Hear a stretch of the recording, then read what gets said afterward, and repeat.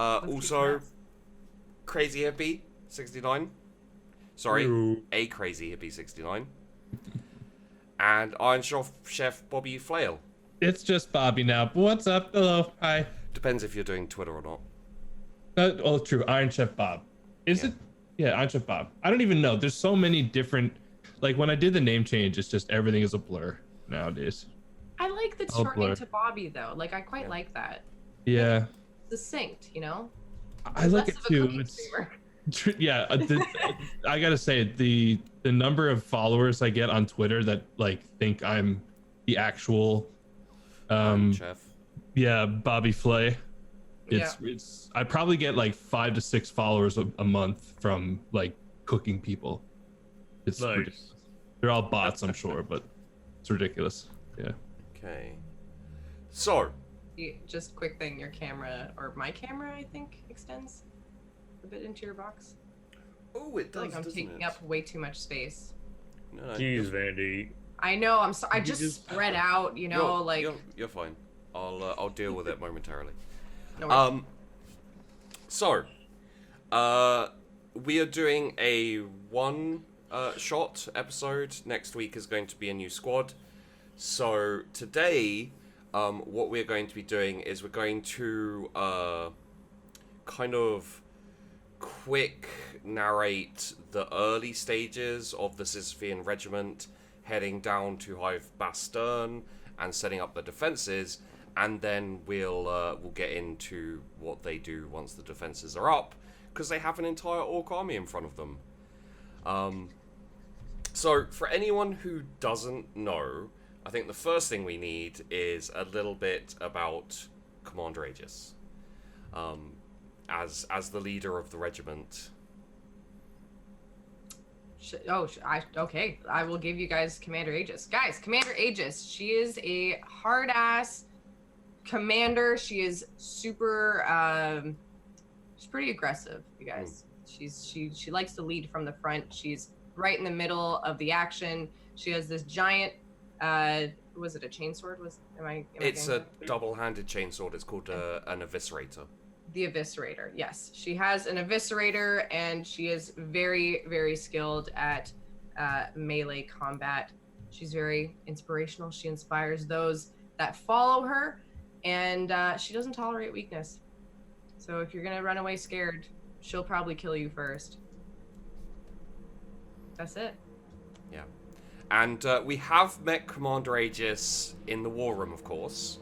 The supplementary thing, which hopefully we're going to have another video of that coming soon. We did also meet Commander Aegis in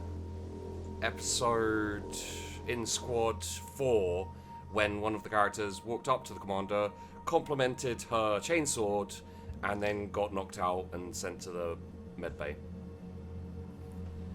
You know who you are. We do also have Hippie, who is starting off playing Flan. I assume he is big and jiggly. A little bit, yeah. Big boy, got a little extra around the everywhere, but it's mostly muscle covered in fat. Yep.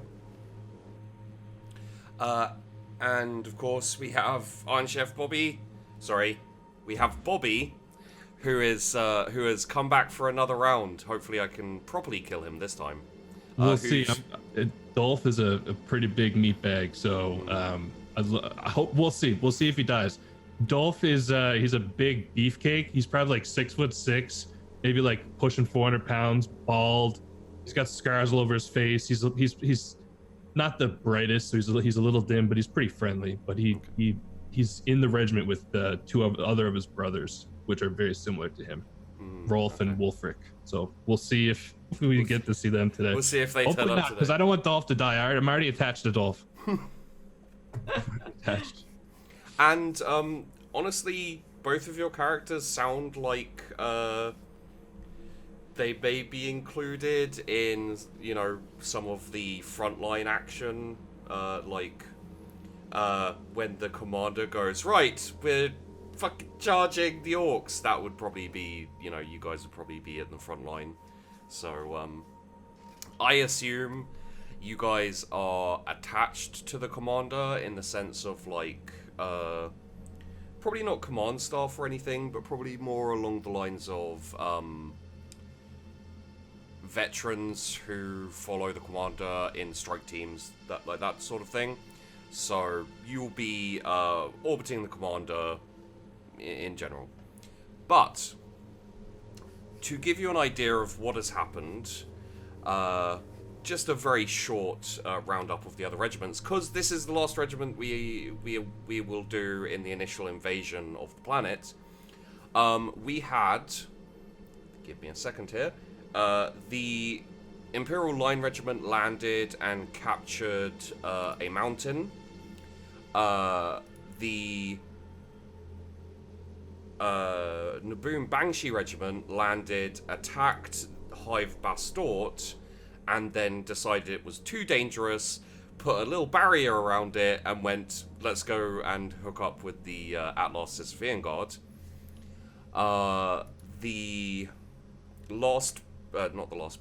Breath of the Emperor landed, lost hideous amounts of their men, mostly to friendly fire, and they were blowing up trenches with orcs and their own troops. If there were more orcs than their own troops, they are ridiculous, that regiment.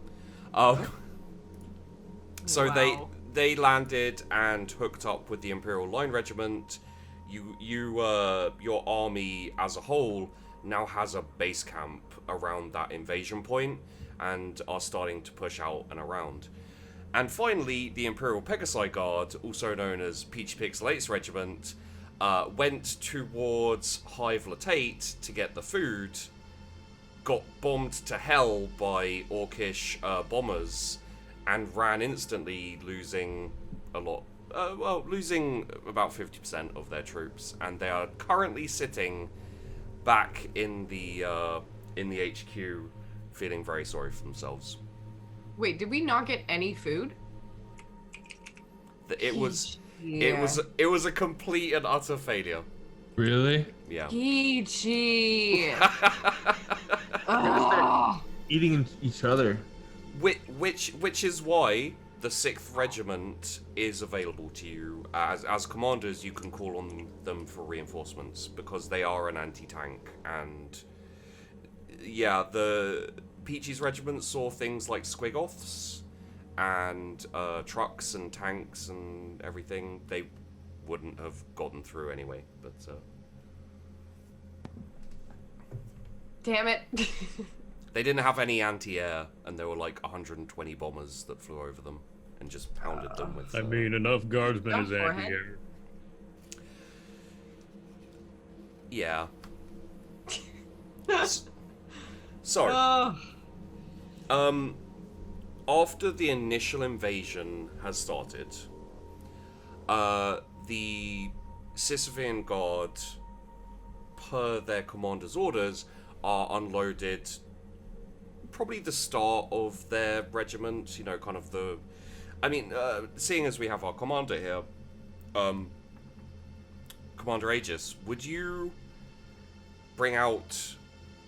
Who would be like the first wave of troops going down to hold the line for your kind of objective? Probably me and the meat shields, honestly. Meat shields? Yeah, it just the big boys, and I would be down there as well. Yeah, so kind of the... would it be like more veterans or new recruits? Probably a mix of both. Yes. Yeah, the new recruits have proven themselves, and the vets who are a Still little alive. bit more experienced, not, you know, Yeah. just so that it's like leader, like the good section of the older population and the good section of the younger bits. So not like your elites, but your veterans with good combat experience, and then some new recruits who can be forged into something strong. Yeah. Makes sense. Basically, getting yourselves a little bit of experience under the belts. Mm-hmm. Okay. Yeah, you bring down kind of like a first kind of portion of your regiment. The rest is going to come down slowly and set up around the HQ. They can be called upon in the future, so you can kind of reinforce your regiment if you feel you need reinforcements. But you've taken enough from the reports that have come in from the Naboo and Banshee regiment to basically hold out against the orcs. Okay, perfect. In terms of things you have backing you up, probably I'm going to say fixed heavy bolter kind of turrets almost. You have a lot of building materials as well, because you're going to be building basically a giant wall, I think was the idea, for the orcs to be smashed against. And you have artillery, which is actually very, very rare at the moment. You have kind of cornered the market in artillery, so... Nice. I think the first thing we will get is a command roll from Commander Aegis. Just to see how quickly this gets organized. No modifiers or anything? No. Okay. Big roll. Yep. Nice. During your time in HQ, getting your troops organized and everything like this, a man walks up to you. He looks disheveled, he doesn't have a weapon, you don't even know which regiment he's from, but he does say, "Hey there, girl, nice gun, nice sword." And you spin round and knock his... literally knock his ass out. Yeah. One punch, down he goes. Yeah. You see him get dragged off, you know. And you start the march down towards Hive Bastern. Next person who compliments my sword will get a taste of it. Yes, Commander. Yeah, I wouldn't mind a taste of it. Why? I'm It's just disgusting. munching on a ration. Fuck. Oh my god. You should save those. I'll take some before as I run out. I suppose. Commander, can we go now? I want Yes. to kill some orcs. That's the spirit. March. We'll march forward. Oh yes.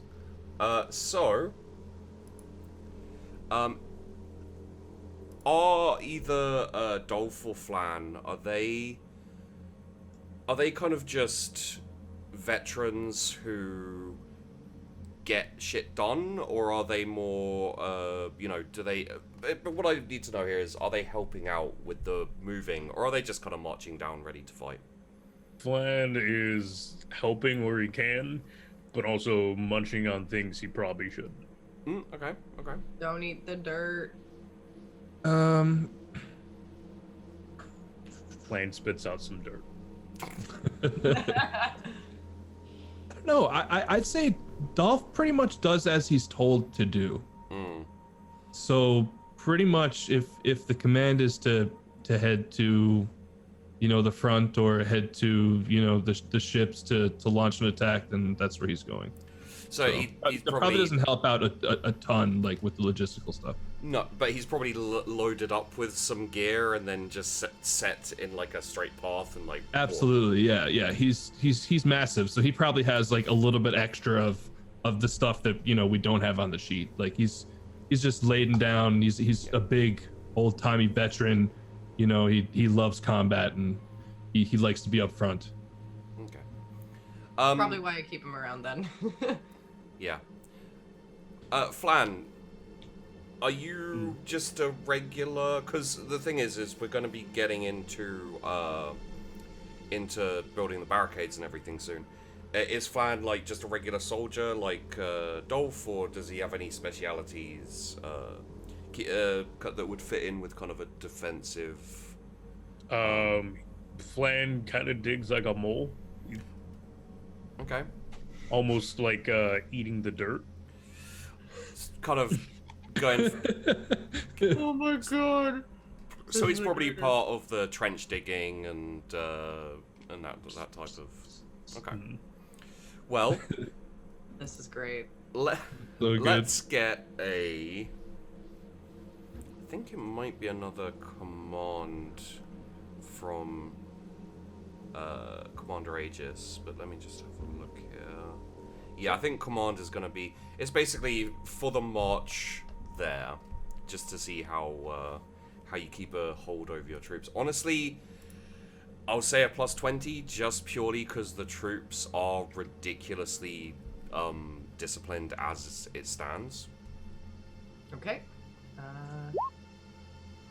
Yeah, all right. 9.6 degrees of success. I mean, do you want them like quick marching the entire way? Because it's a couple of it's probably like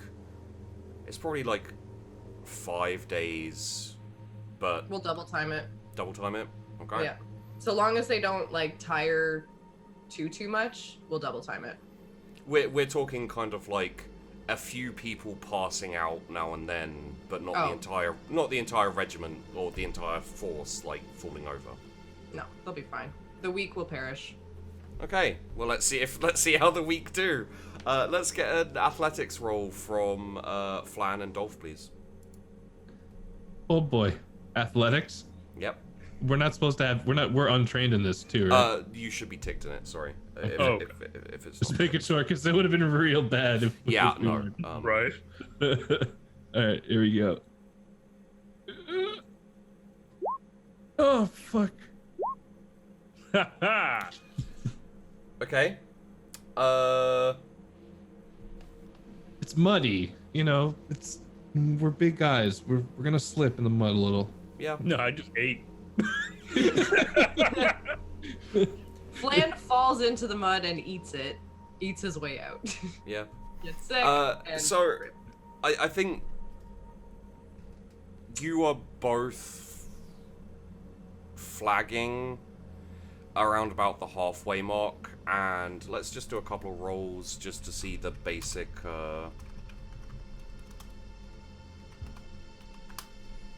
Wow. Okay.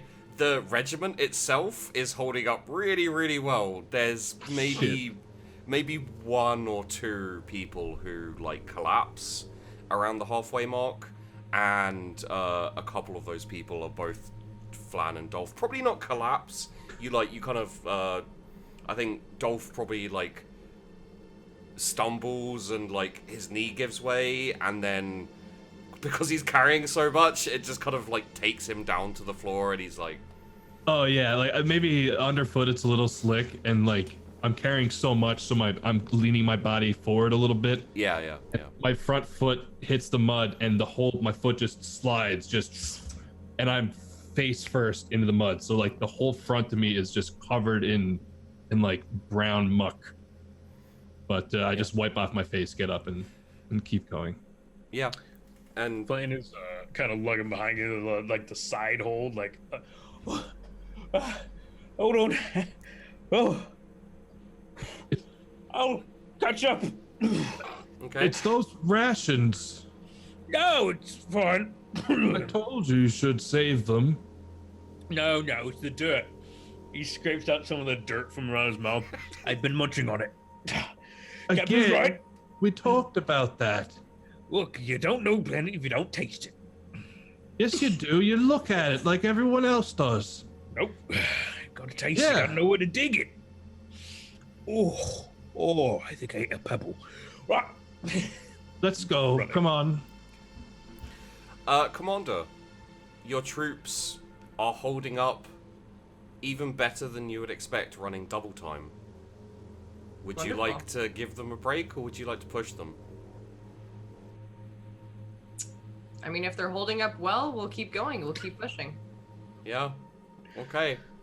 Let's have an athletics roll from Flan and Dolph. -10. Fuck. -10? -10. Okay. Okay. I actually rolled better. Yeah.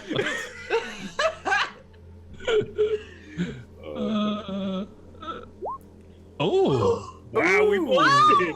We both rolled better. Yeah. That. So, you find a second wind. Flan probably has like some dirt from home that he brought with him, and just kind of like munches on it a little Used it to bit. compare. Well, no, it's He, like, packs a lip. it's rejuvenating. It's Earth from home, and Dolph just. Once he gets into his rhythm, the only thing that can stop him is either an order to stop or a very large wall. So Yeah, he just very similar to the Juggernaut. Just for keep sure. plodding. You guys are definitely feeling the burn, but you don't come into any specific problems. Let's see how the regiment does. 90. Oh, if this no. Oh. Oh. Oh. Okay. So it's not terrible. So, crit success, along with a small failure and a reasonably large failure, I would say probably has a few people, probably some of the newer recruits, actually passing out. I'd say probably every day on the kind of like last 3 days, you have like 10 to 20 soldiers passing out. However, the elites are keeping time with you, and you're like, I'm assuming that, like, from what I know of Commander Aegis, I'm assuming that Commander Aegis is at the front, running just a little bit quicker than double time, where Oh yeah. Yeah. It's a solid little jog, okay. Like she's moving. So And she's not looking back either. Like she's just going. Oh yeah. And you've probably got a good squad of like probably about 50 more elite troops who you brought with you, who they're there with you, like not shoulder to shoulder, but you can sense them like literally keeping pace behind you. I would say Flan and Dolph are probably a little bit further behind, maybe in the center of the pack. Every now and then you like, was your orders basically leave the ones who fall, they could catch up?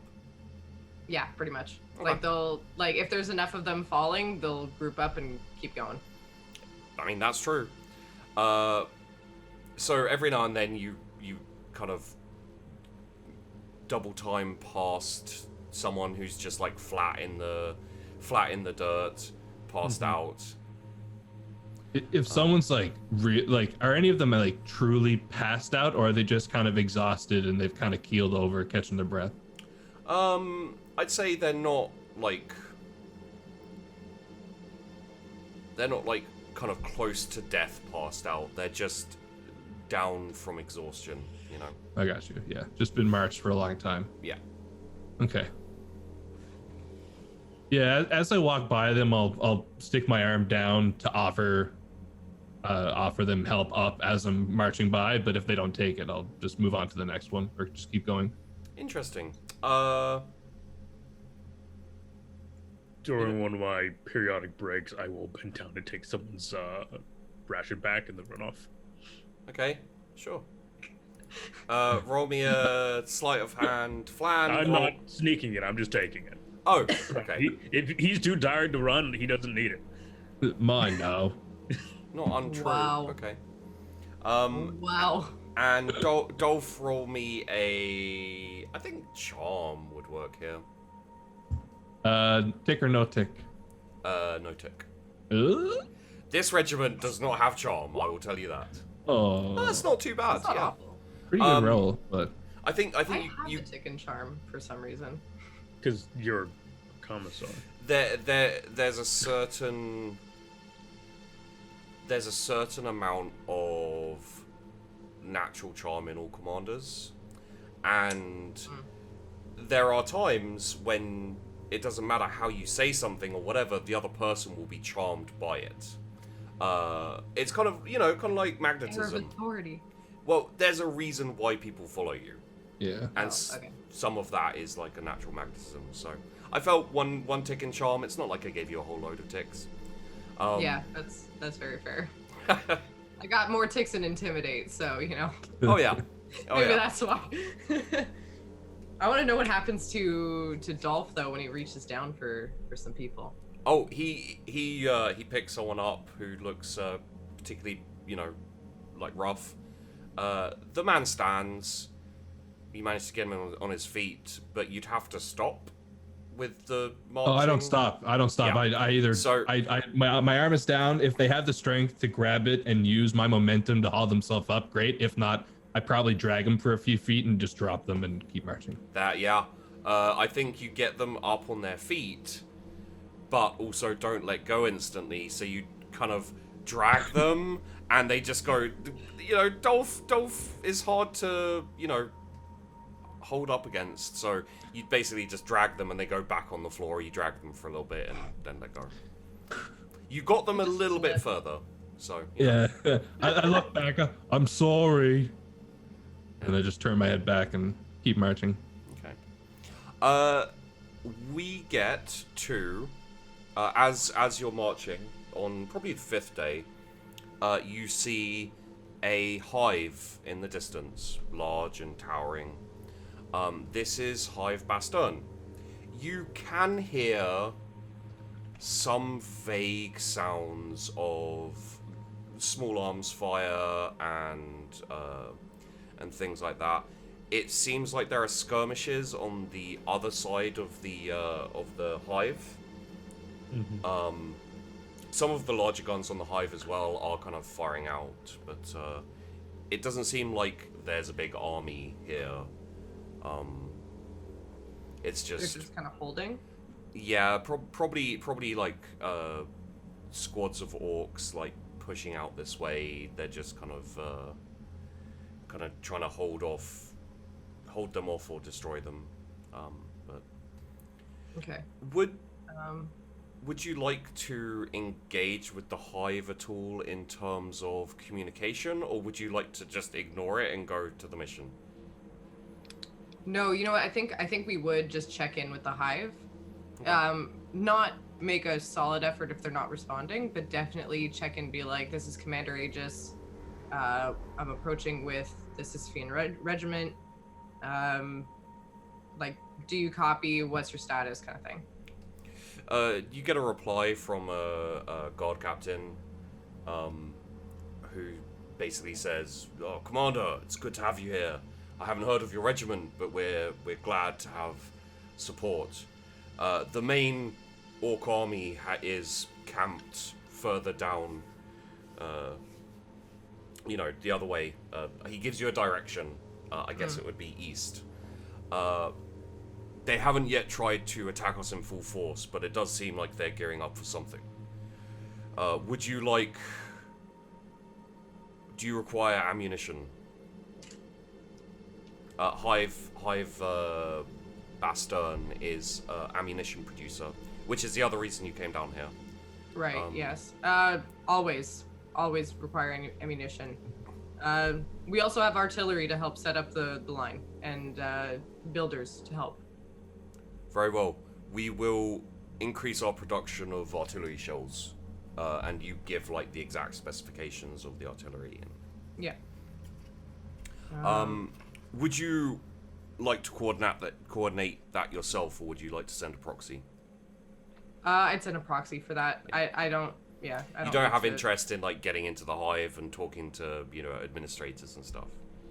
No, if anything, like the only thing I would do, I would send someone in there to make sure that there's space for us to set up, that the regiment will be properly taken care of, and then that we can immediately start on setting up a wall with artillery and proper fortifications.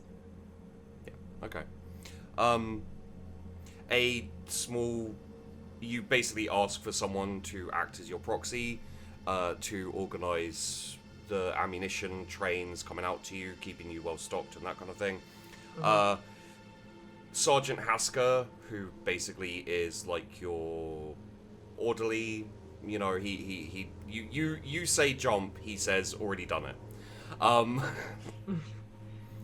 He sends over a young skinny boy who looks looks like he may have lied about his age before he joined the regiment.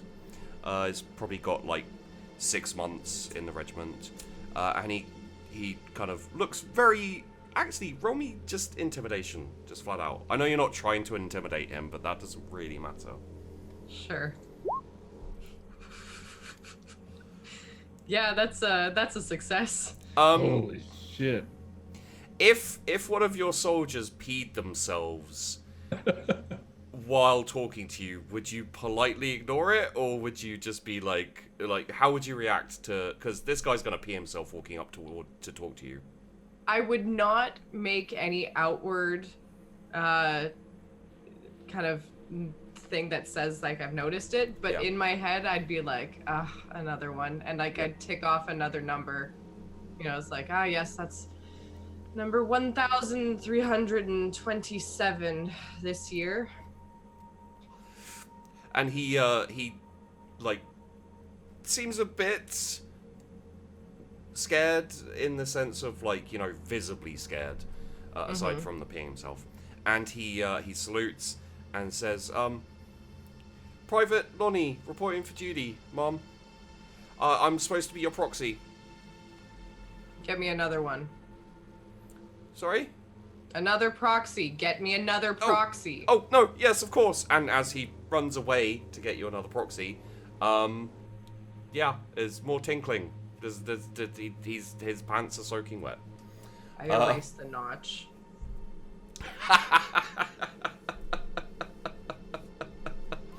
Fucking ass. And then another slightly older man is sent. You know what? Roll me intimidate again. Let's see how this one fares. 1.9. Not as bad. He is respectful, as all of your troops are. He is a corporal, and he looks a bit more veteran. Better. Better. Mom. Next time there's any member of my regiment named Lonnie, bring them to me. How do your troops address you? Is it commander? Is it sir? Is it mom? Is it... That'd be commander. Commander. Yes, commander. Immediately. I'll pass the word. Either that or just kill them. It's useless. Hi, commander. All right.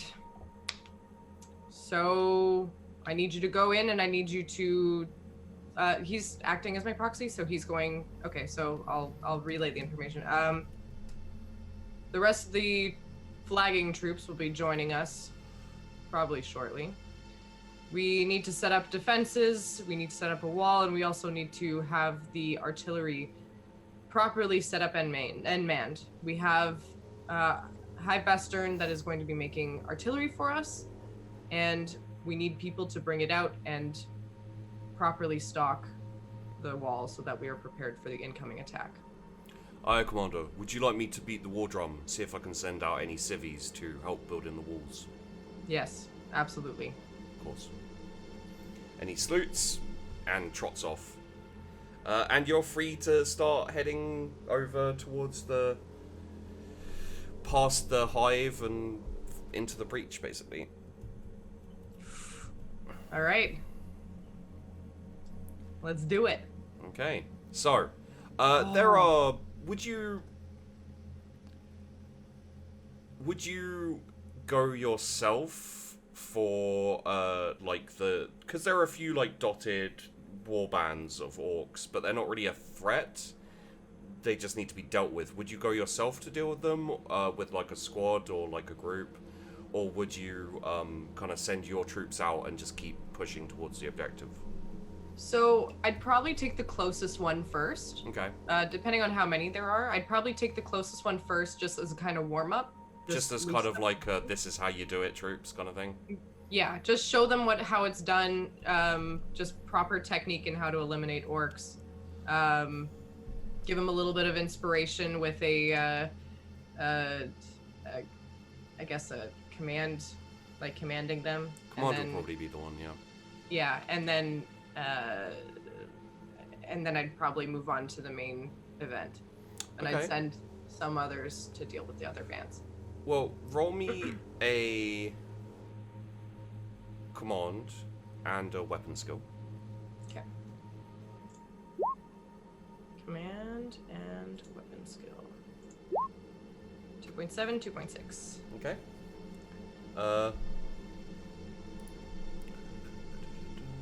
Okay. Yes. Also,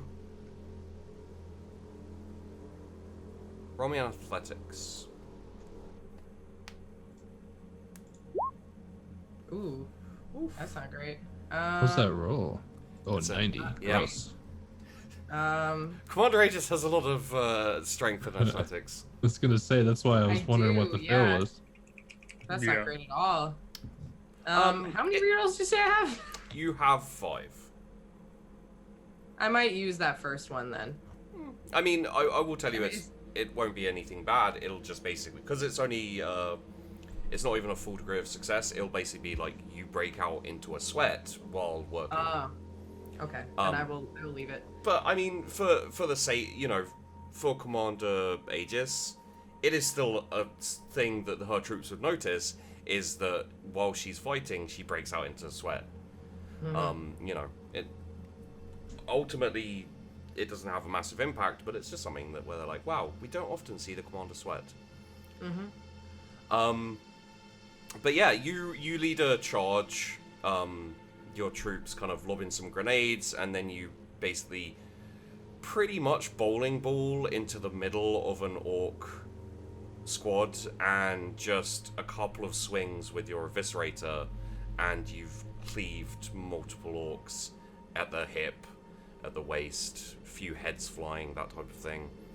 I imagine, like, just due to the fact that it did exert you probably like stomp one of the orc bodies into dust type thing, where you're just like, because all of you troopers are just a little bit kind of generally shorter. You're shorter and stockier than most standard Imperial Guard. Your homeworld is very high gravity. One thing you'll know is that your commander is a little bit over 6 foot. So you guys are like in the 4 to 5 foot range a lot of the time. Okay. Your commander's like, so technically speaking, your commander's like a giant. Like, for other regiments, it's like a 7'1" or something, like beast.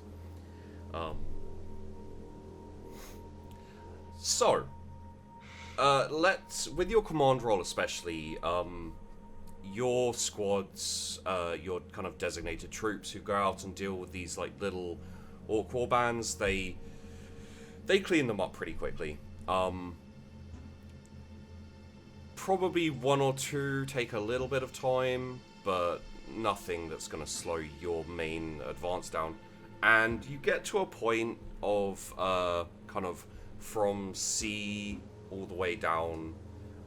If you look on the map, it's probably like just a little bit ahead of Hive Bastion, so probably like half a day out. You can actually visually see the start of the orc army. They appear to be encamped. So you'd guess around here is a good place to start setting up the defenses. And especially your artillery. Once your artillery is down, if they start moving towards you, you can open up and at the very least kind of cover as your army gets engaged. Okay. So at this point, I'd probably command those who have the materials to build to start like laying them out and getting them ready. Okay. Dolph, Flan, you're on building duty. Yes, Commander. Right then. This way, Flan. This whole time I've just been like sharpening and honing the edge of my entrenching tool. Yeah. Okay. Yeah. I don't wanna have you guys doing the same thing, but I'm thinking either athletics or survival. Do we have a tick in survival? No, I don't think. I guess if Flan were digging These the should trench have a few more ticks. Okay. and Dolph were helping to build, maybe? Yeah. So if we can just you should have a tick in intimidate, a tick in dodge, 2 ticks in athletics. So apologies for that part there. You should also have a tick in survival, and I think there was one more.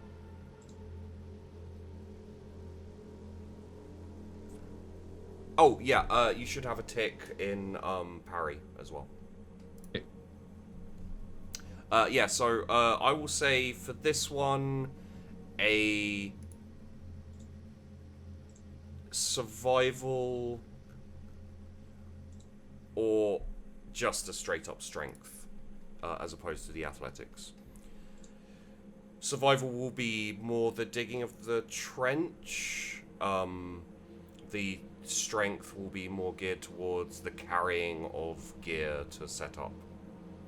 Yeah, I'm a bit like a pack mule, so usually get stuff piled up. Nice. Super bear.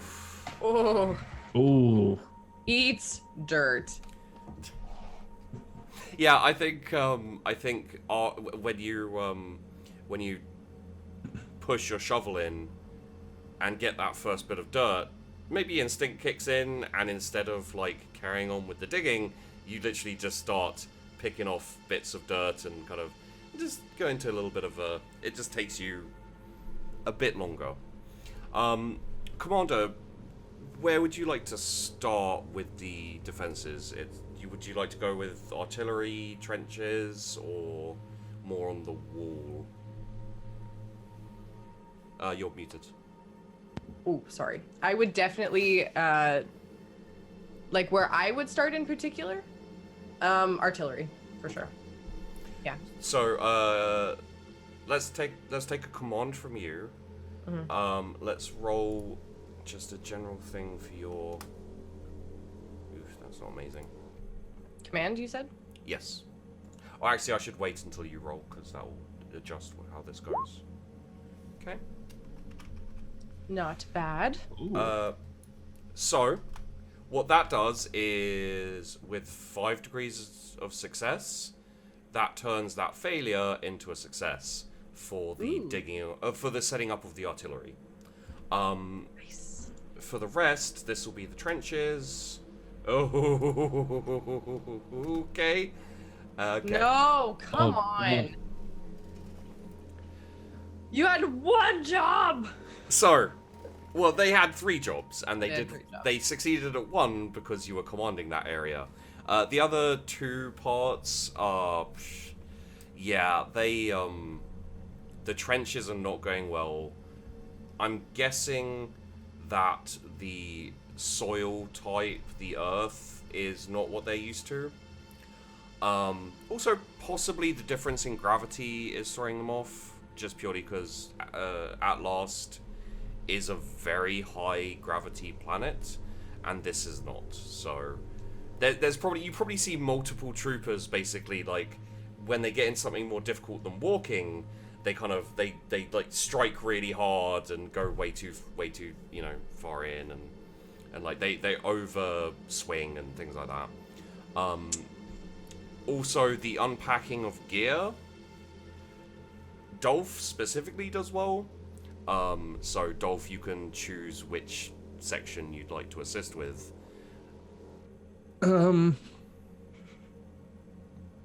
I'd probably assist with the digging Okay.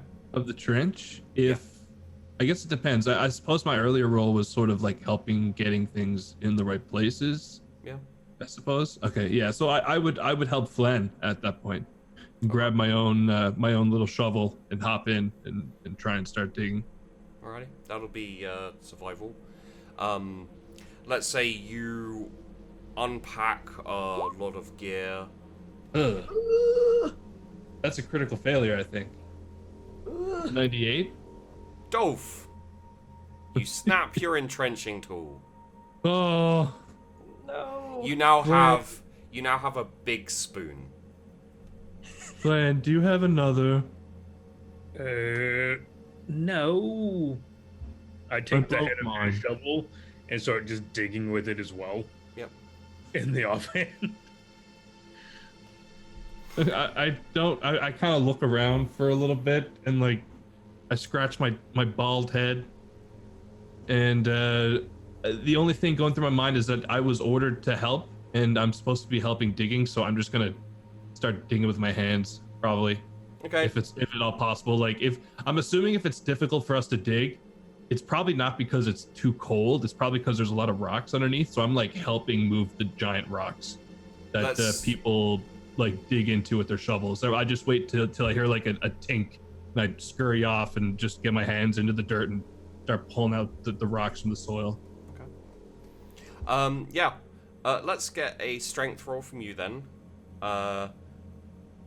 Before we do, Commander, the trenches are going slowly, and the unpacking of the gear to set up the wall is going slowly.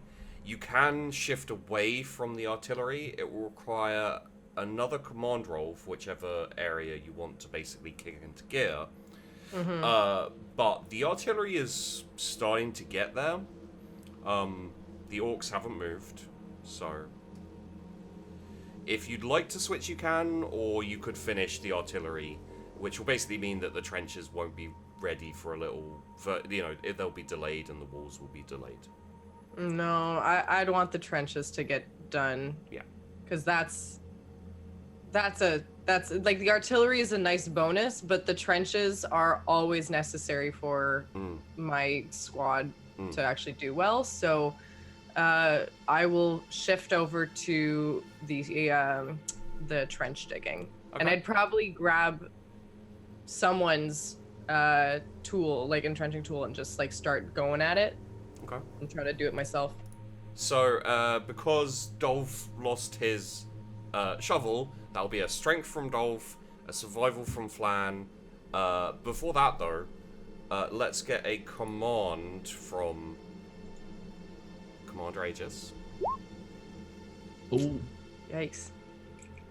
Okay. Would you like to reroll that? I would actually like to reroll that, yes. Okay. What What? the fuck? There's Okay. no way. That's the exact same roll. I don't know if I've seen that on Roll20 before. It is. Okay. What? Well, I guess this is my destiny to just And let's get a survival Sweat. roll. Let's get a survival roll from Commander Aegis as well. fuck. Where's my survival here? Dolph picks up the rock. God damn it! What's up with these rolls? What is going on here? The survival Hello? roll. The survival roll isn't as good a target as the command. Roll 20? Rude. So Shit. the rocks are moved, which does make it a bit easier for the trenches to be dug. I think Commander Aegis probably gets distracted by the digging and doesn't really get into the kind of commanding part of it. It's like setting up the artillery. There was lots of shouting, kind of put this here, put that there, like really getting into it, and then kind of looking over and seeing like, a big dumb trooper with his like broken spade, and everyone's going really slowly. Commander Aegis is like, oh, for God's sake, like walks over and just starts digging, and it stops kind of doing the commanding because she's just like, I always have to do everything. So let's see how the digging goes. Just get a What the fuck are these rolls? Okay. So they're either really good or really bad. Okay, never mind. That's like right in the middle. Yeah, I just go, I'm all over the place. So that is a crit failure. I think what happens is during the digging, one of the more green troops, kind of the slightly less experienced troops, grenade just tumbles out in kind of like and like you hear this explosion, This wasn't factored into my rolls to see how this this part of the campaign would go. So okay, interesting. And like a small cluster of troops just gets splattered everywhere. But does it dig further into the trench? A little bit, yeah.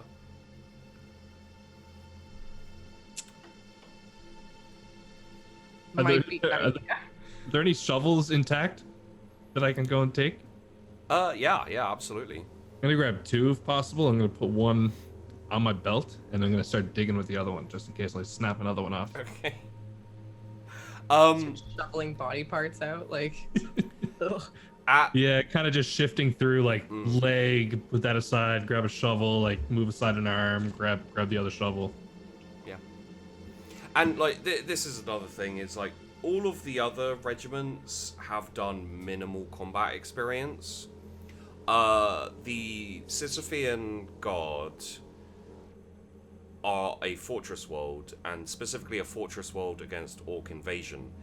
The nature of their planet is such that they're actually basically bait for orc invasions, because they have a big section of their, well, a fairly large section of their planet where they let the orcs land for a fight, and they've just, you know, massively fortified this area, and then every couple of years the orcs land, charge out, there's a big fight. So the Sisyphean God, at least, nearly all of them have some experience fighting orcs and fighting, and so they're a bit more veteran, they're a bit more used to like accidents in battle and in war. So this kind of thing doesn't really faze them, it's just an unfortunate accident. However, that takes care of the critical fail, so they actually get the trenches start moving on, chugging along nicely. It was just that one guy, Yeah. honestly. Yeah, the second that was probably Lonnie. Thank God. It was that skinny kid Lonnie. He jumped in trying to help out because he was rejected, and he peed himself. And he was I'm gonna prove myself to everybody. And like the first like time he stuck his shovel in the ground, this grenade just like tumbled up and blew him up. So you're saying on first insertion he exploded? Yep. Okay. Oh, I love playing with you guys. This is great. Oh man. I was just thinking about this because I saw it also partially in the chat. I feel like my disciplinary regiment, I guess, or part of my regiment would be called the Lonnies. So anyone who has been weak or is just not meant to be in there is in Lonnieville just until they prove themselves, and if they don't, then goodbye. Okay. Noted. Lonnieville. Just they're in Lonnieville. That's it. You do also start getting kind of a basic supply line set up coming from the hive. Oh, good.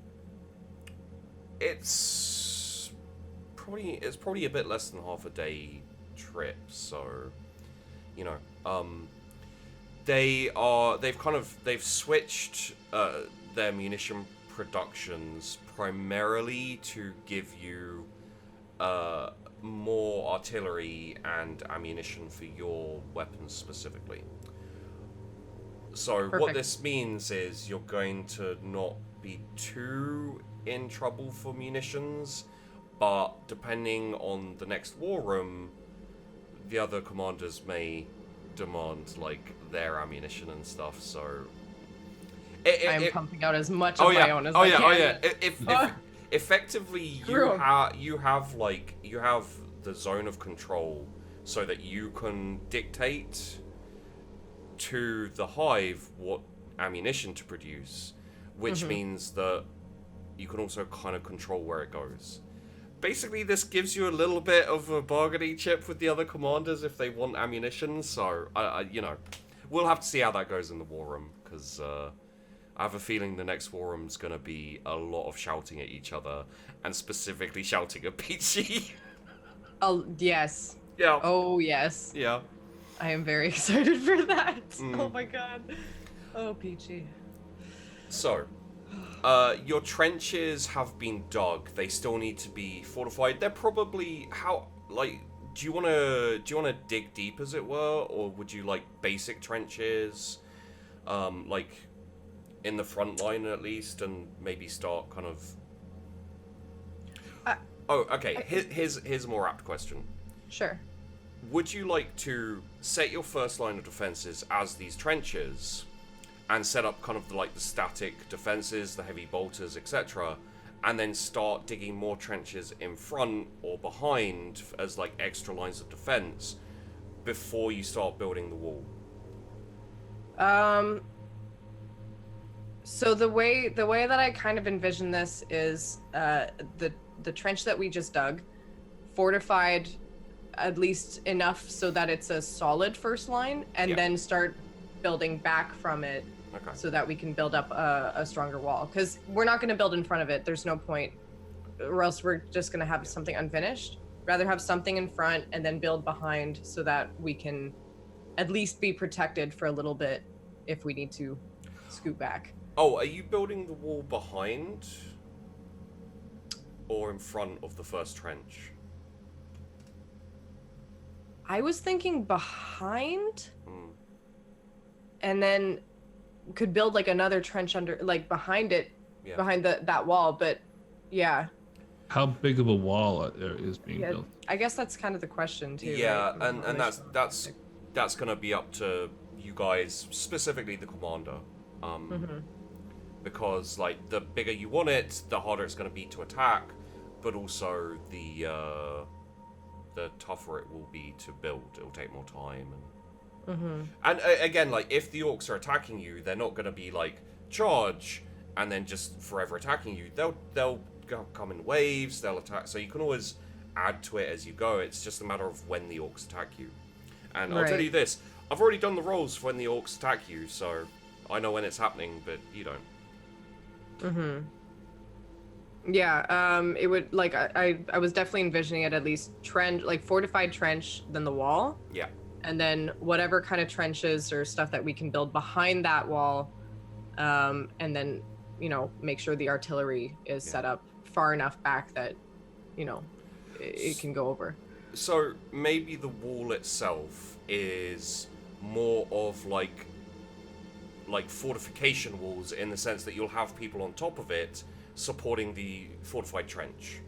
Yes. So it's not as much a castle wall where it's keep the enemies out specifically, although it can be used as that. So it probably doesn't need to be as high in that respect. It just needs to be high enough to give a decent second line of defense. Right. Yes. Absolutely. All right. So I would say give me one more command and survival.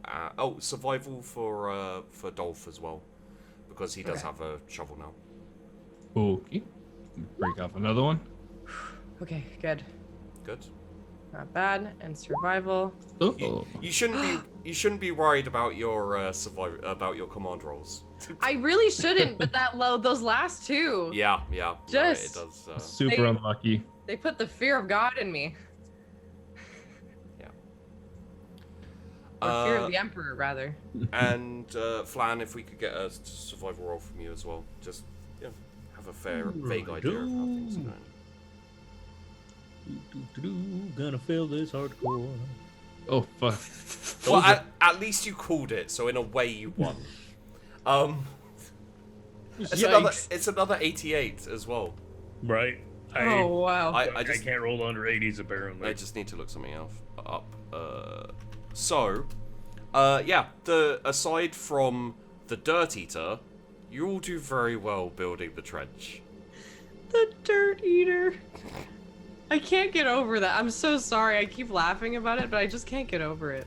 Yeah. So good. Every time I look over to Flan, does he have slightly more and more dirt around his mouth? Yeah. You never catch him. You never catch him doing it. But yeah. Every But there's time a it's distinct crunch. Yeah. I'd say we're probably relatively close to each other and just making small talk, and every probably every minute or two, I look over and he's eating more dirt, and I don't know how he's done it. No. Like he's silently just eating dirt. And you start actually trying to catch him, and you never do. Oh yeah, like I'll just kind of like give some quick double glances, and every time it's just I never catch him. It's fantastic. Also, incidentally, seeing as you guys have failed so many times on an 88, I decided to look up which Chaos God has the number 8. It's Khorne. Yep. So that's interesting. Sweet. Very relevant. Yep. Wow. We're gonna die. We're fine. So yes, you get the trenches. They're probably I think given your rolls, it started off bad, and then kind of we managed to get some good rolls in there. We had a critical failure, which was some of your troops dying. Unfortunate, but you have a lot of troops. It's not that bad. So I think, depending on how deep you'd like the first trench, you could probably get it to a bit like a kind of head above head height, and then with like the steps that let you kind of, aim over. So your troops can kind of take cover down in it, and also be kind of like mostly protected from fire. Yeah, we'll do that. We'll make sure that it's enough that they're sufficiently protected while they're firing. Yeah. And one other question, because I think this is going to be reasonably important.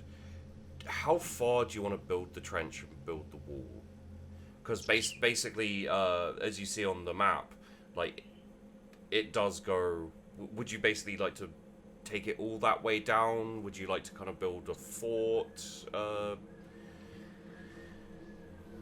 I'd probably make it like at least a solid semicircle, kind of like or at least a curved wall to especially protect Hive Bastern.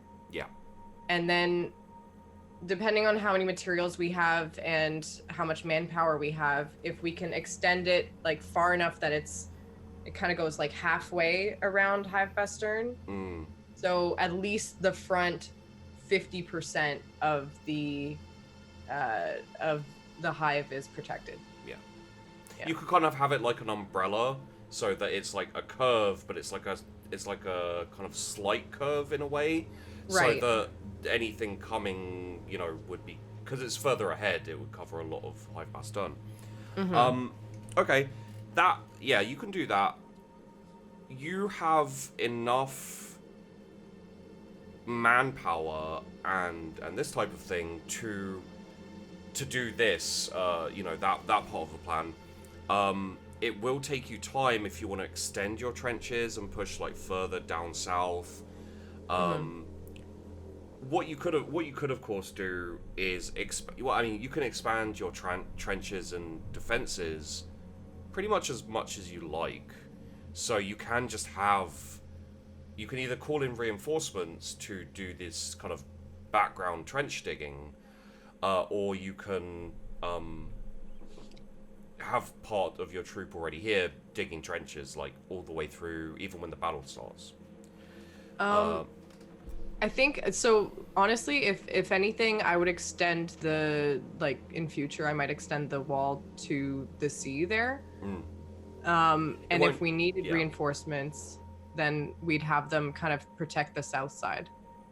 Okay. Seeing as the army kind of, it goes all the way down there. So, it does. Yeah. Okay. They'd be more open. So, the trench is up. You need to start doing the wall. Okay.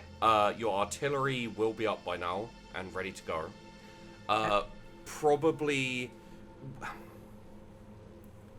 They're going to have to kind of be fixed somewhere. Technically speaking, you could hit the orcs from here. Okay,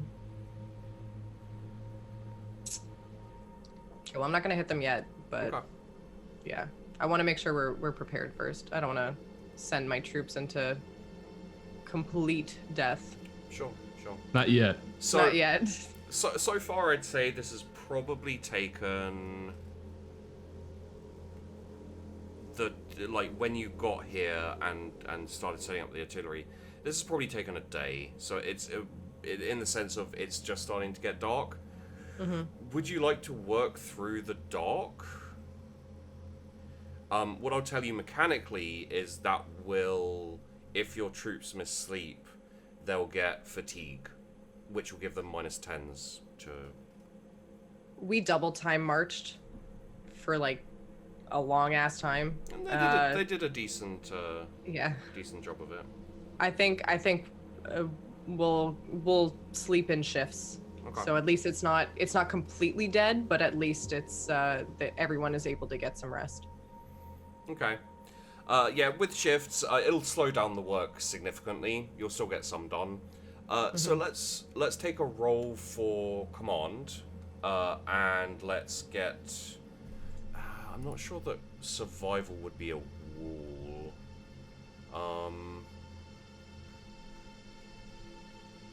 Security? The security's more like lockpicking and breaking into things. Yeah. Tech use doesn't really. I think maybe let's say. Give me a second here. There we go. There we go. Okay. I'd say probably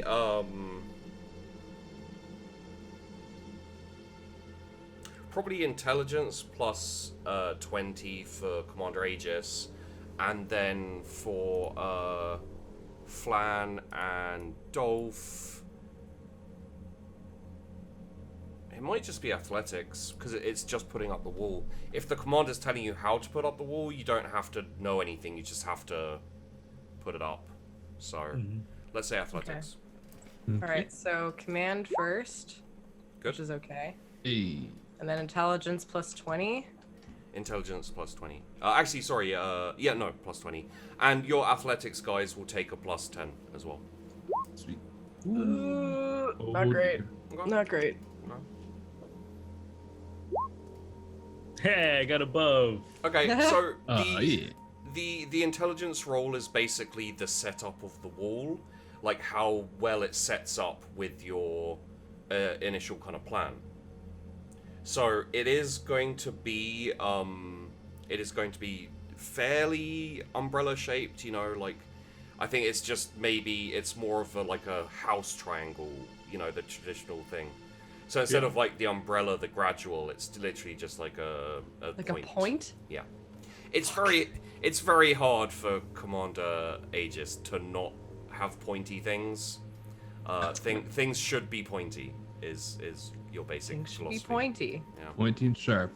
Yeah. This, you know, the Earth isn't a sphere; it's a cube, actually, as Minecraft told us. So, it's just It makes so much more sense now. right. So, you are mostly set up, and I think around about now is the moment that I can tell you, when I rolled for this, for your regiment and for the setup and for all these kind of things, the orcs' perception roll, awareness, to spot you, was a crit failure. A 100. So they don't know we exist. which is why I was like, oh, a grenade goes off, but it's not gonna matter because they didn't hear it. Wow. They leave. If you would have shelled them with artillery from the start, I probably would have still had to roll another awareness just to see if they noticed. That was how The bad. risk. Yeah. I Such should a have risked crime. it for the biscuit. No, I mean, you know, it's not something you could know, so it's literally like you don't want to risk it too much, because if you're not prepared when the orcs attack, it'll be bad. So, what I think we should do is, I assume that the commander, she probably has her own table with maybe some of like the higher officers and the kind of decorated troopers in kind of like a mess hall. I don't imagine Commander Aegis has her own tent where she eats and stays away from the stuff. No, I stick with my people. Yeah, so how about after the kind of the finishing of the wall, and you know, it takes another day, you have a good kind of like defensive section, and as you engage with the orcs, if you want, you know, you can call in more reinforcements. I would say currently the forces that you see in the distance are something you can deal with as long as you have your defenses down, which you do. But if you want to call in reinforcements, it'll take them, you know, a good 5 days to a week to get to you. So,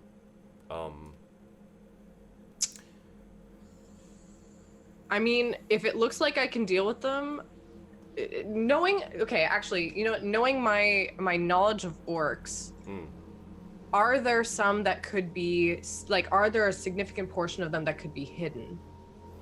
yes. That you would also have you would also have been warned by like high command, probably on the way here, that the orcs in this area have displayed unusual tactics, in the sense like it worried the commander Broadside of the Naboom Banshee enough that he abandoned his initial objective, and he's now attacking the orcs from this orc army from the rear, like kind of trying to push you towards, you know, the hammer and anvil. Yeah, tactic. Yeah. He's starting the hammer basically. Do we know what kind of unusual tactics? Has there been any intel on that?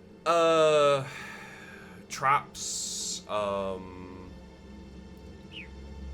ambushes, assassinations of high-ranking officials or like commanders, etc. You did hear word that there was a specific moment where 2 orcish officers tried to assassinate Commander Broadside. Jeez. Okay. And out of character, a big burly orc knob with like a massive axe and a sniper, the closest an orc can get to a sniper, which is this like snaz gun thing. They both tried to kill Commander Broadside, and the sniper rolled a 100. The gun blew up in his hands, and he died of blood loss in an alleyway. It was beautiful. It was glorious. And the funny thing is he booby trapped himself as he was dying, and Lonnie, played by Doc Gast, went to go check him, and I described the scene, and he was like, I throw a grenade and walk away. And I was like, yeah, you should have, because that thing was booby trapped. And he's like, yeah, I imagined it was. Jesus. Okay. So. Shit. Okay. So what I want to do then is if we're kind of ready to set up our initial assault, I want to have someone ready to run and call in reinforcements after the first assault if I see more of them pop up. So Yeah. I want to bomb the area. Like, I just want to like fucking toss some artillery shells down and kind of see what stirs up. Okay. And then we'll kind of go from there. We'll reevaluate. Okay. You don't. Oh, incidentally, you don't need to run. You can just radio. Right. Your squads and stuff. They have radios, or the equivalent of radios, kind of vox casters. So you can call for reinforcements. Okay. It will take them 5 days to a week to get down here, but yeah. So let's have a scene, because Sheepy needs the bathroom, where you are at the dining table having your dinner, and for this particular time, because I feel like, depending on the day and how frustrated Commander Aegis is, the officers and veterans either vie to sit next to the commander or draw the losing straw and end up having to sit next to the commander. So let's roll an intimidate quickly. I was gonna say plus 20 because she's annoyed because of the early trench situation.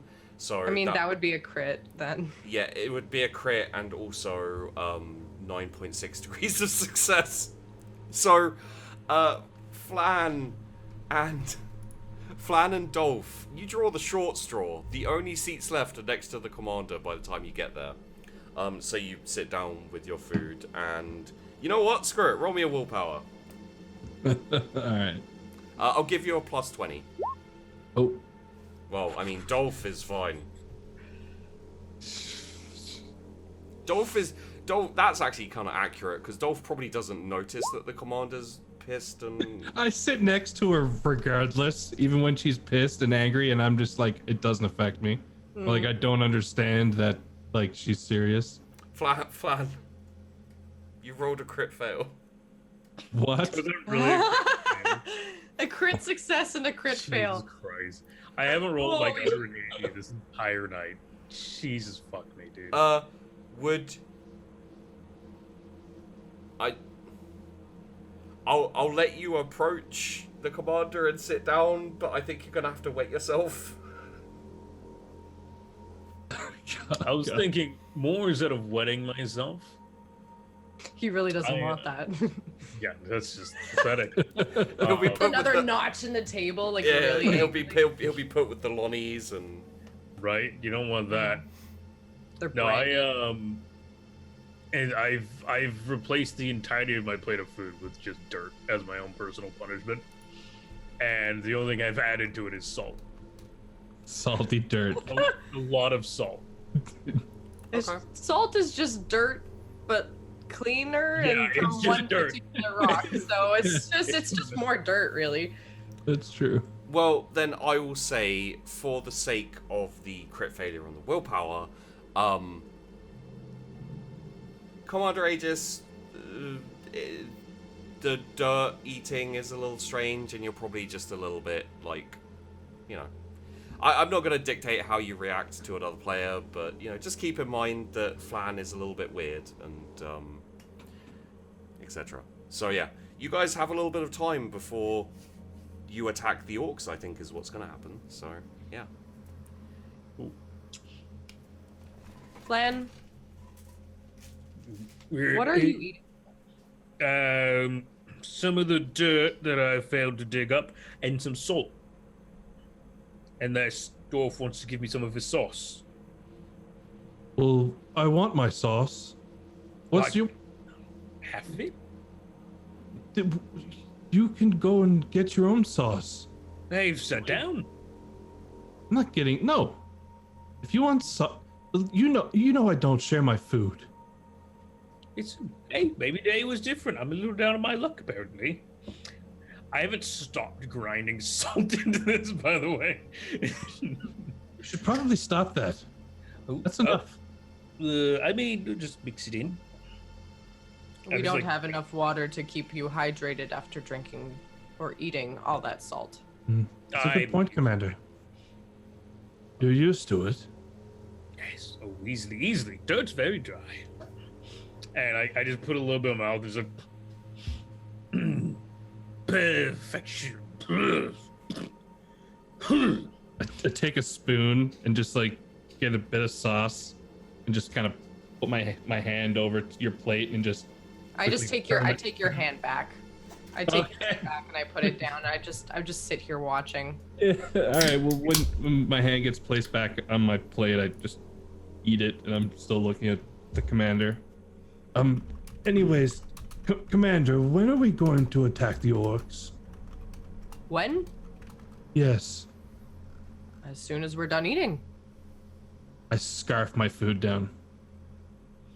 I put my spoon down and like, perfect. I'm stuffed. No, Let's I think go, you could use everybody. another. I think you could use another bite. There. No, I could possibly eat more. That's a command, Flan. More dirt? Of course. Right.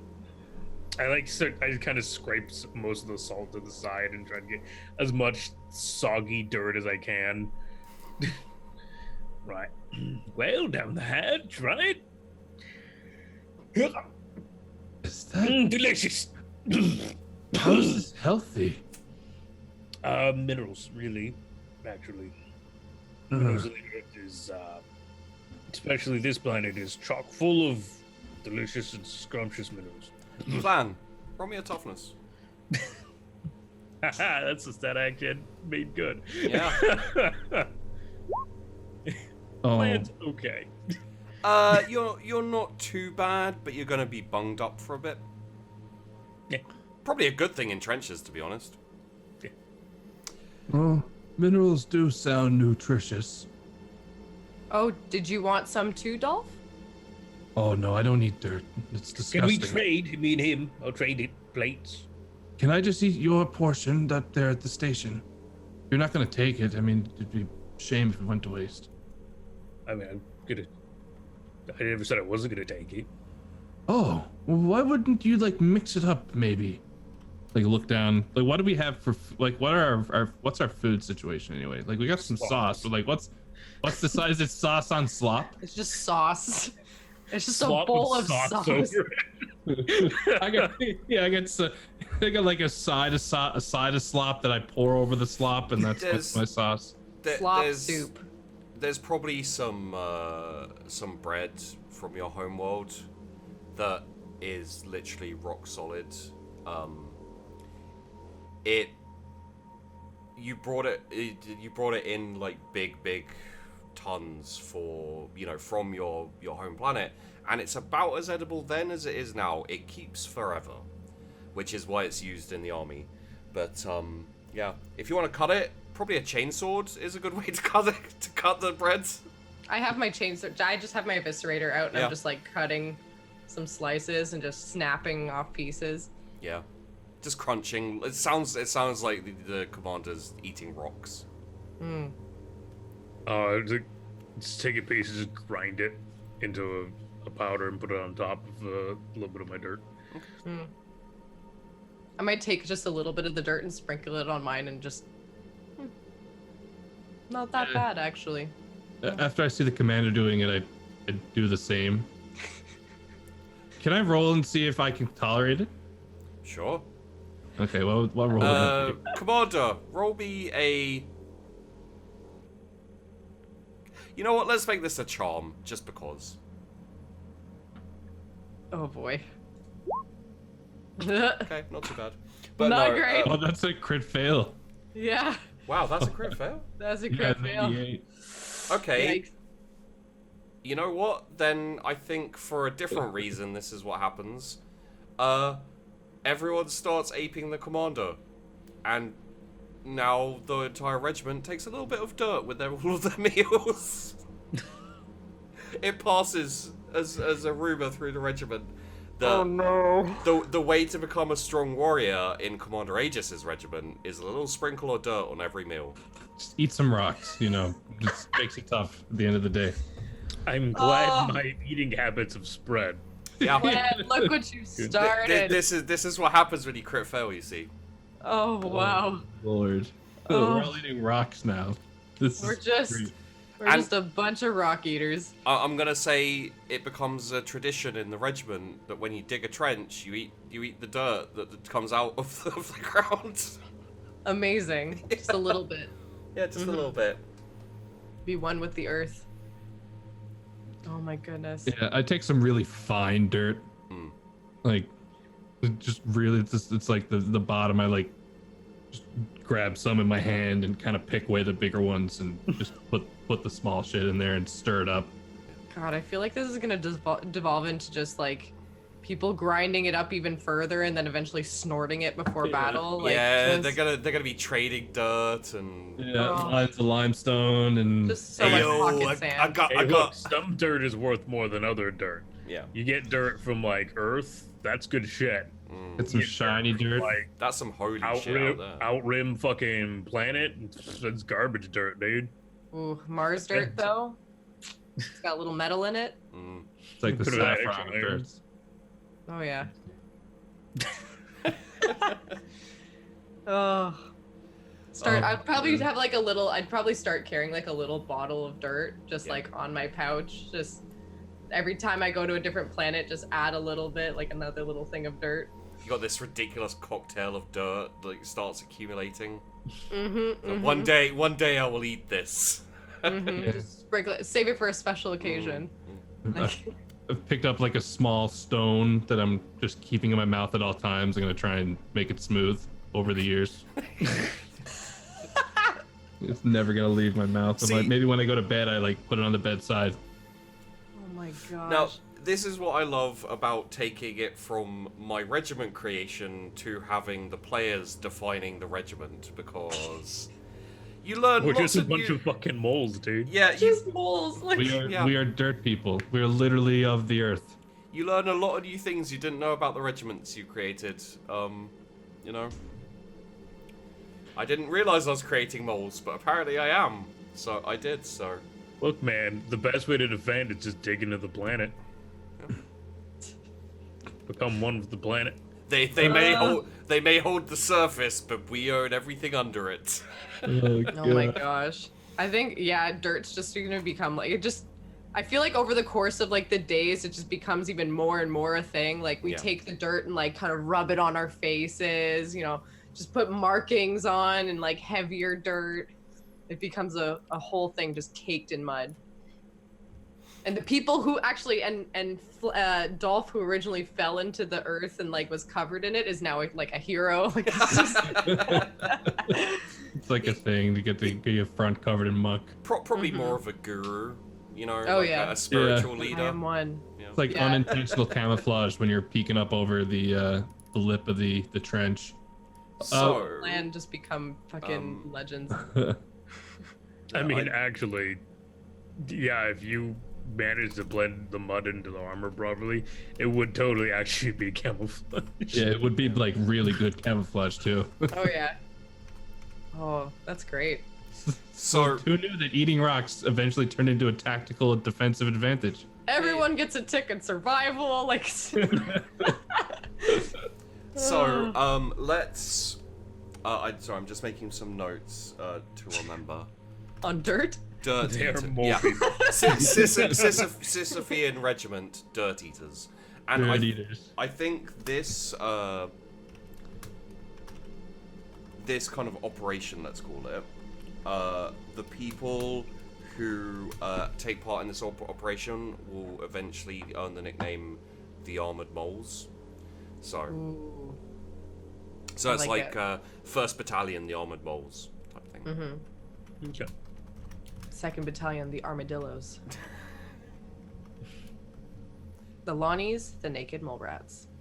I have also made a note that there is a battalion or like a company just of Lonnies who are I don't know if they're gonna be like thrown at the enemy in this kind of like suicidal charge, and anyone who survives is like, oh, you're welcome back in the regiment. Mm-hmm. Yeah. Yeah, they're disposable until they prove themselves, pretty much. And anyone can be a Lonnie. Like you're stripped of your name and rank, you just become Lonnie number X. Okay, noted. So, unless you would like any more regiment building, are you good with the dirt? I think that adds some, no pun intended. I think it adds some flavor to the regiment. Yeah, I think we're ready. We're ready for battle. Okay. Who would you like in the front trench? In terms of like, would you like the greener, like the kind of newer soldiers? Would you like the hardcore elite? Would you like the kind of just standard veterans? Standard vets. Okay. Yeah, I want my green guys to be partially up on the wall and partially just in the section behind the wall. Yeah. So it's like one of the other regiments. The way they do things is like Crucible of Fire. So they're green, kind of new recruits get Front shoved. line. Yeah, they get shoved out front line, and any that survive are like, okay, you're not too bad then. And there's another regiment that did kind of more of like, we keep our elites. I think there's actually the regiment Bobby was in, the Naboom Banshees, where like the elites were kind of always hovering and like making sure everyone was okay, kind of babysitting a little bit, but Yeah, that's more what I'm kind of looking at. Like Okay. the jobs that are difficult to do will go to the elites, and then Yeah. the front line, because it's the most I guess it's the one where people might die the most is people who I know are strong, but who are also still need to prove themselves a little. Yeah, I mean, the veterans have proved that they have mastered the art of not dying. They just need to keep doing that for a while more. And then, like, having the greener units on the walls is actually pretty good, because they have good cover, they have an elevated position, it gets them some time firing and some time, like, not direct. They're not as threatened with, like, the melee side of things. Yeah, I don't want to put them in a position where they're immediately going to die. Like, there's no point. Where does Commander Aegis put herself? So, I do want to start up on the wall, but likelihood is I'll jump down and join the fray in front, depending on how it goes. If it, like, runs into melee in the trenches, you'd kind of like to jump down and... Okay. Yeah. Because of the nature of armies and this type of thing, I'm not going to say, like, exactly where Flan and Dolph are. Would you like to choose where you are? Flan's in the trenches near the dirt. The front trench? Yep. Okay. In the dirt. Yeah, me too. Not necessarily. Well, I guess you could say sort of in the dirt, but not like maybe to the extent of Flan. Maybe. All right. Have there been just a bunch of people who want to be in the front now in the dirt? You got, like, there were less people enthusiastic for the wall, and there are a few. You have more than you expected. Were kind of like, we'd like to be close to the earth. And then they get into the trench and they don't have any orders. They just have to kind of stand there till it's time to fight. So probably a few of them, like, kind of lie down and just stroke the dirt a little bit. Earth. Yeah, If I see any of that, I'll tell them to get back up. Like, I'm sorry. It's like Commander Aegis from the wall is like, I see you down there. You stop that. like, we like dirt. We don't like it that much.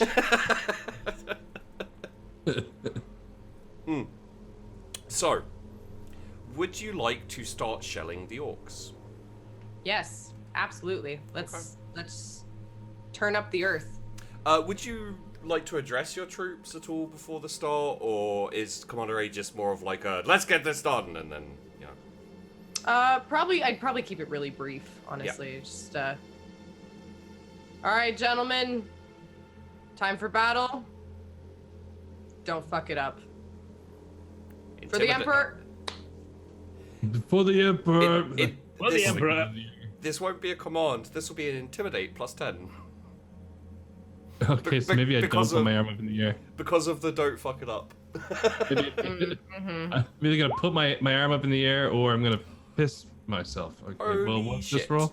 Wow. 7.7. Yeah, that's pretty good. 28. I don't know if that's piss worthy.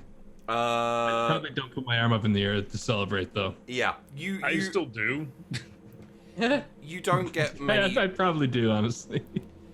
You probably don't get many people reacting aside from readying for combat. There's no like big cheer or kind of like yes mom or regiment Sisyphean regiment or anything. It's literally just everyone shoulders their weapons, like stands up, gets ready in the trench, on the walls. Behind you, the people digging the second and third trenches go a little bit. No, you know what? 7.7 degrees of success. Go a lot faster.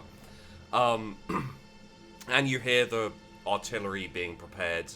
The clanking speeds up a little bit. The aura of intimidation that Commander Aegis gives off got a little bit wider there for a bit. I'm gonna exchange the line of dirt in my teeth from the old dirt. Put a new line of dirt in. Oh yeah, you're not gonna have time once the fight starts. Better do it now. Get that fresh dirt. Hey, look. Probably, yeah. It keeps the shock from the artillery from fucking up the job, and if you get punched in the mouth, you don't taste blood, you just taste dirt. Really? Yeah, really good for morale, personally. If I can't taste my blood, I don't know I'm dying. Pretty smart, actually. I'm gonna take my lucky rock out of my mouth and put it on the edge of the trench, and I'm gonna just take a little bit of dirt and like put it like kind of like pack a dip of dirt. Yeah, that's basically what I've been doing. Yeah. Yeah. Right in my front lip. Dirt dippers. Right. This is pretty gross, Flan. You'll get used to it. You'll thank me when the artillery goes off and your ears don't pop. Fire! The artillery starts to fire. So, given that intimidate, this is going to be a... Okay. Yep. So one really good shot. Oh, actually, because of the intimidate, that gives pluses. Also, instantly, you guys will take +10 to your rolls for a little while at the initial fight. Okay. Because honestly, 7.7 degrees of success, you take +20 on your rolls for the start. Don't fuck it up. Yeah. So I would imagine you'd have some form of scope, binocular type device, kind of like looking out. You can see the absolute devastation that your artillery barrage causes. The orcs still have not noticed that you're there. Oh my god. What? To let you know how much time you had another day before they would notice you. Crit failure. My God. Crit I did 3 awarenesses because like my standard kind of thing for a vague impression is 3. I did 3. One was a crit failure. That was the first one. The second one was like an 80, so it was like 6 degrees of failure, and then the last one was like a 60, which was like 4 degrees of failure or 2 degrees of failure. Wow. So they just failed so horribly, and I was like, they're just not gonna notice you until like you're really properly set up and ready to go. And then you decided to bombard them a little bit early. Well, not early, but you know, like, yeah, once you were set up. So it's just like, yeah. They just can't tell where the shelling's coming from. Yeah. No, I think at this point we're close enough that they can tell where the shellings come from. I'm just going to do another roll for something else to see how this goes. Ooh, that is bad. Okay. They run away. The bombardment lasts for about 30 minutes. By the time the bombardment finishes, there are no more orcs left. They are either dead or they have scattered. Shit. Wow. I will tell you that I will tell you this. That was your initial encounter. So that was effectively the equivalent of like a battalion themselves. They didn't have like any tanks or anything. It was just boys and trucks and stuff. Did we just win? You didn't win. They've got like, you know, but the equivalent of like companies and battalions like spread out all over the area. But this initial kind of like this was the battalion that was heading towards the hive to attack the hive. The artillery got a crit success and two successes with like 1.5, 2 degrees of success.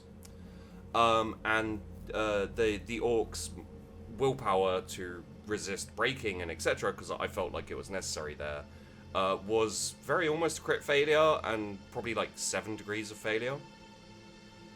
So Holy crap. yeah, this is how war goes sometimes, unfortunately, for Sheepdog. Yeah, the anvil became the hammer, so it's just 2 hammers Yes, just against each other, I guess. Just ding, ding, ding, ding, like. So what I'll say is, so my chat's giving me shit for rolling badly. I rolled well. It's just I rolled well for Vandy's side of things, and then I rolled badly for my side of things. Fucking. Listen, we're just clearly. I want to say we're being lucky in that this is not a trend. Like normally we roll pretty badly too. So. Oh no, not in my game. No, I have. Yeah. Hippie always does. To be fair, whenever it is a dodge to not die, or whenever it's a roll to not die, I roll badly to hit, and all my players roll again in the one Bobby was in, Doc Gast Lonnie was fighting an orc commando and had to roll to dodge, and it was like the hit would kill him if it hit. He rolled a 1. Crit success. Yes, he did. And because I treat Wow. 1s and 100s as like super crits and super successes, he didn't even need to kill the orc. He dodged past the shot that was shot at him, grabbed the orc's arm, put its own gun under his head, and just pulled the trigger. And that was part of the dodge roll. Because I was like, Wow. yeah, you gotta, so. That's slick. Oh, goddamn. Even for Alani. Yeah. Well, you know, there's always something that defines the rule. You know, like the exception to the rule. So that Lonnie, I feel, is the exception to the rule that all Lonnies suck. He's just super Lonnie, apparently. You know what? Chat's the one who did this, okay? Chat is the one who made Lonnie be terrible. So, It's you know, it's your fault, you guys. It's your fault. So, seeing as these orcs have run away, they're going for reinforcements, you'll know that. You'll also have a fair idea that the reinforcements are probably about a day away, which means a day there, a day back. You have 2 days now because of this just ridiculous victory. Would you like to extend the wall to the sea? You've got the Yeah. time. And the and Yeah. the trenches and everything. We'll extend it all. Yeah, we'll take the time. I won't require rolls because you've got a couple of there's no like clock on this. You have the time to do it without rolls. Would you like to do anything else? You start getting munitions coming in from the hive. Honestly, when you see the orcs run away, you know that they'll be coming at you. Would you like to get reinforcements just in case, like, you know, like send another battalion down type thing? I'll give you this. At the moment, what they are currently doing is they are reinforcing and defending the HQ. Right, and I don't know if I really want to take too much away from that, especially seeing as this has been such a real, like, it feels like a real victory in a smaller battle. I feel like we probably would feel okay without it. Would you like a roll to see For war or something? Yeah, like let's have a look at what you've got here. So I would say common law war, scholastic tactica imperialis, and also scholastic orc warfare, if you like. All three? Yeah. Okay. Depending on which ones you succeed and how much, I'll give you a few different things. But yeah. Okay, so war. Okay. Is It's a degree. It's a success. So. yeah. War Tactica Imperialis, nice, and Orc Warfare. Very good. Also, I'm very dumb. So could I have a couple of scholastic tactical fortification? Yes. Oh yeah, we should have definitely done that. I totally forgot about that one. That's okay. A couple of them. Yeah. That one was good. Let's do That's, one more for the overall feeling of how you do. Okay. Okay. Well. Okay. Yeah. I'm rolling a lot of the same numbers today. I don't know what this is. I mean, This you got a 9, a 79, and a 79.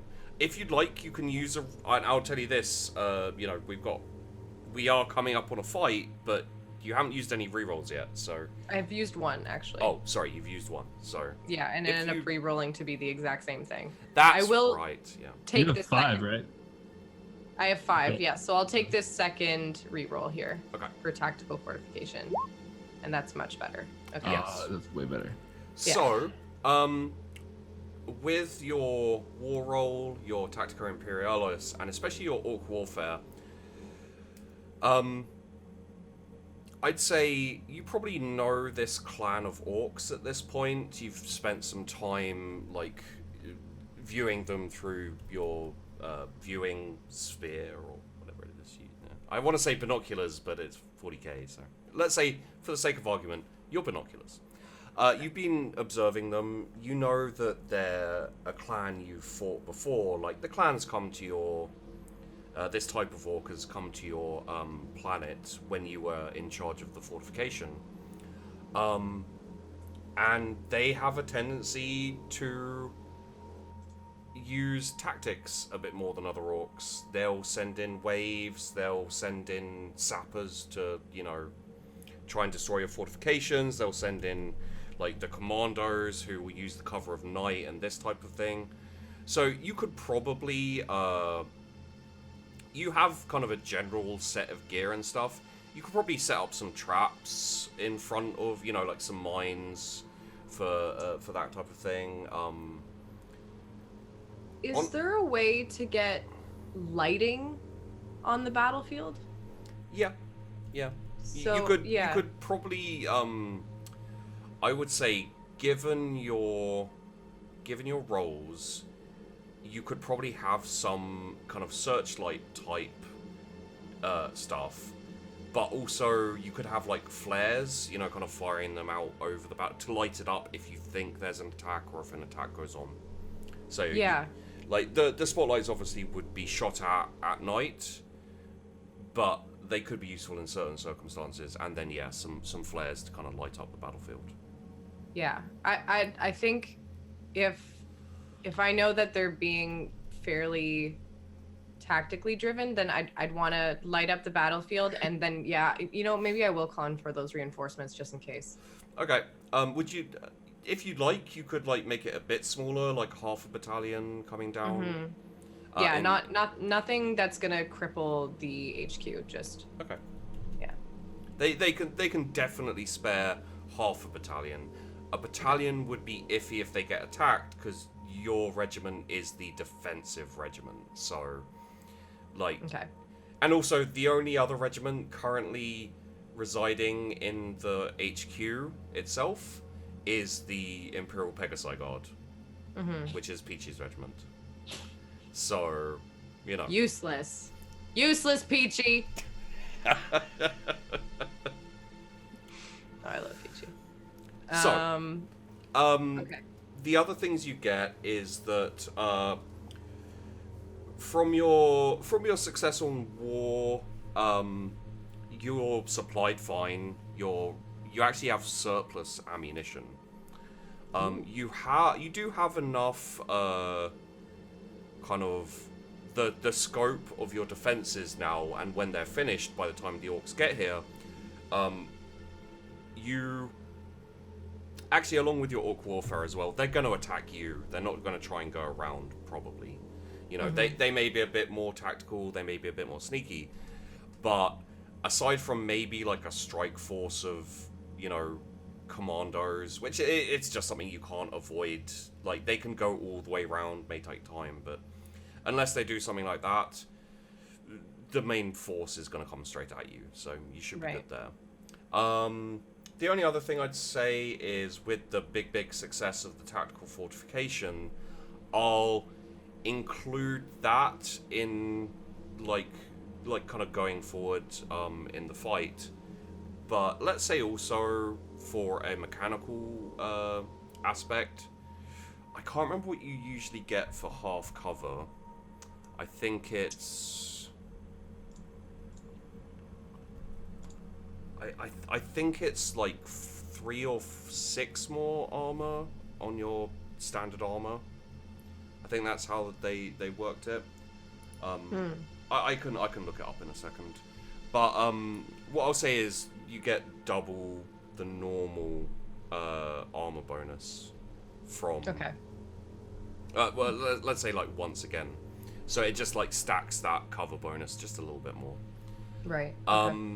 And one thing that you think of during the building and everything is you have your wall, and it's starting to extend quite nicely. What you could do is have every maybe like 100 meters or so, you could have like a tunnel going back to the second trench, and line it with like det packs and explosives, so you can collapse it if you need to retreat. I will say that Commander Aegis doesn't like retreating and has never had to retreat in her life, but at the same time, you are a commander and you do tend to prepare for these things. I feel like maybe it would have been suggested by my like second in command or something. Yeah. Because I don't want to think of that, and they're just like, I'd be like, fuck, fine, okay. You probably thought of it, and you're like, I thought of it, but I'm not doing it unless someone suggests it, so I can be forced into it. Mm-hmm. Okay. So yeah, the again with these commander roles, the tunnels get done, and effectively it'll give you guys on the front trench an escape tunnel back to the second trench if needed, and then I think probably within the kind of 2-day time slot, you make it all the way to the beach. Basically, it heads down into the water, cuts off quite quickly. So there's a little bit of trench and wall that hits the water, and effectively the orcs won't really be able to get around it. So, someone dug up there. Armor glass, thin metals, like armor plate, armor points 4, and then sandbag trees and whatnot is 8 apparently. Okay, so let's say 12 for you guys with this like additional fortification. That's pretty good. So we get 12 additional. Okay. Mm-hmm. Probably better against things like Eldar and Tau, because they don't tend to go for close combat as much. Once the orcs like get into your trenches, it's a bit more, it doesn't help as much. But and thank you, Roya, for the page reference as well. I'll go check that out. So, the orc army comes back a little bit larger. It looks like maybe they merged two together and came this way. Also, as time goes on, you will see like a trickling of more orcs coming in. You know what? Commander Aegis, roll me an awareness.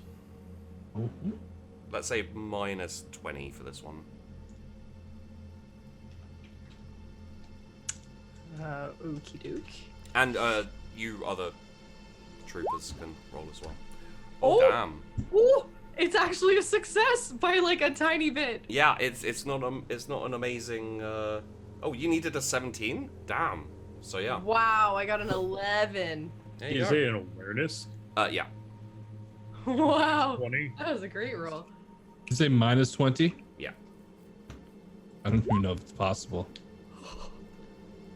Possibly not, but Nah. you probably see, probably at night when you're keeping watch, very faint flashes and possibly, depending on how quiet it is, some like very, very faint static gunfire and things like that, like way off on the other side of this like orc army. Effectively, the Naboon Banshees have probably started engaging the army, and the plan is on. They're going to start pushing them towards you. Nice. Okay, I'll rouse everybody and make sure we're up and ready. Yep.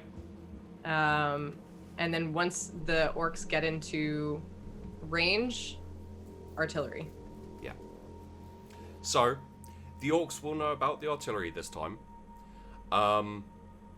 And seeing as that last intimidate was for the...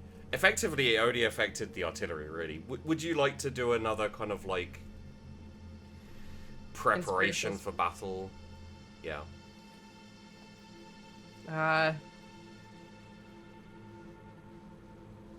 Let's drench the dirt with their blood. Fuck the orcs. Fuck the orcs! Yeah! Just short and sweet. I think just the mention of dirt. That's Yeah. all that I wanted to get in there, is just the Okay. mention of dirt. I was gonna say you may not want to say fuck the orcs to Dolph, because he takes his orders fairly literally, and Don't actually fuck not the that, orcs. not that No. dumb. Really? Yeah. Not that stupid. We'll rephrase it as death to orcs. yes. That works Yeah. better. There's some- Death to orcs! and let's get a command on this one. 2.3. Okay. Let's give you guys a +10 on your rolls from here out. Just purely because this is a different one. And I don't even think we got to use the last one. you did for the artillery, which Oh, yes. if they didn't have the pluses, they would have failed the other two, and it probably wouldn't have completely like dissipated the orcs. That's right. Okay. So I'm gonna put one of each of my grenades just in the dirt in front of me. So one of the photon flash, one of the frag.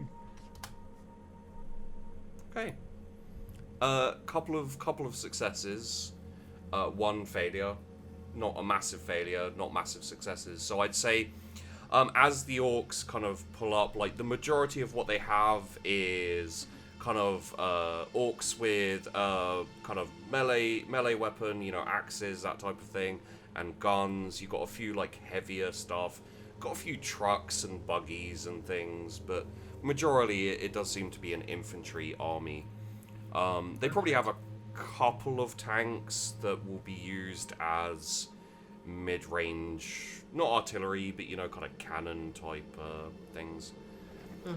They have some static defenses, but honestly, I think the second that they set up, they're going to be hit by artillery, so they probably won't have any effect.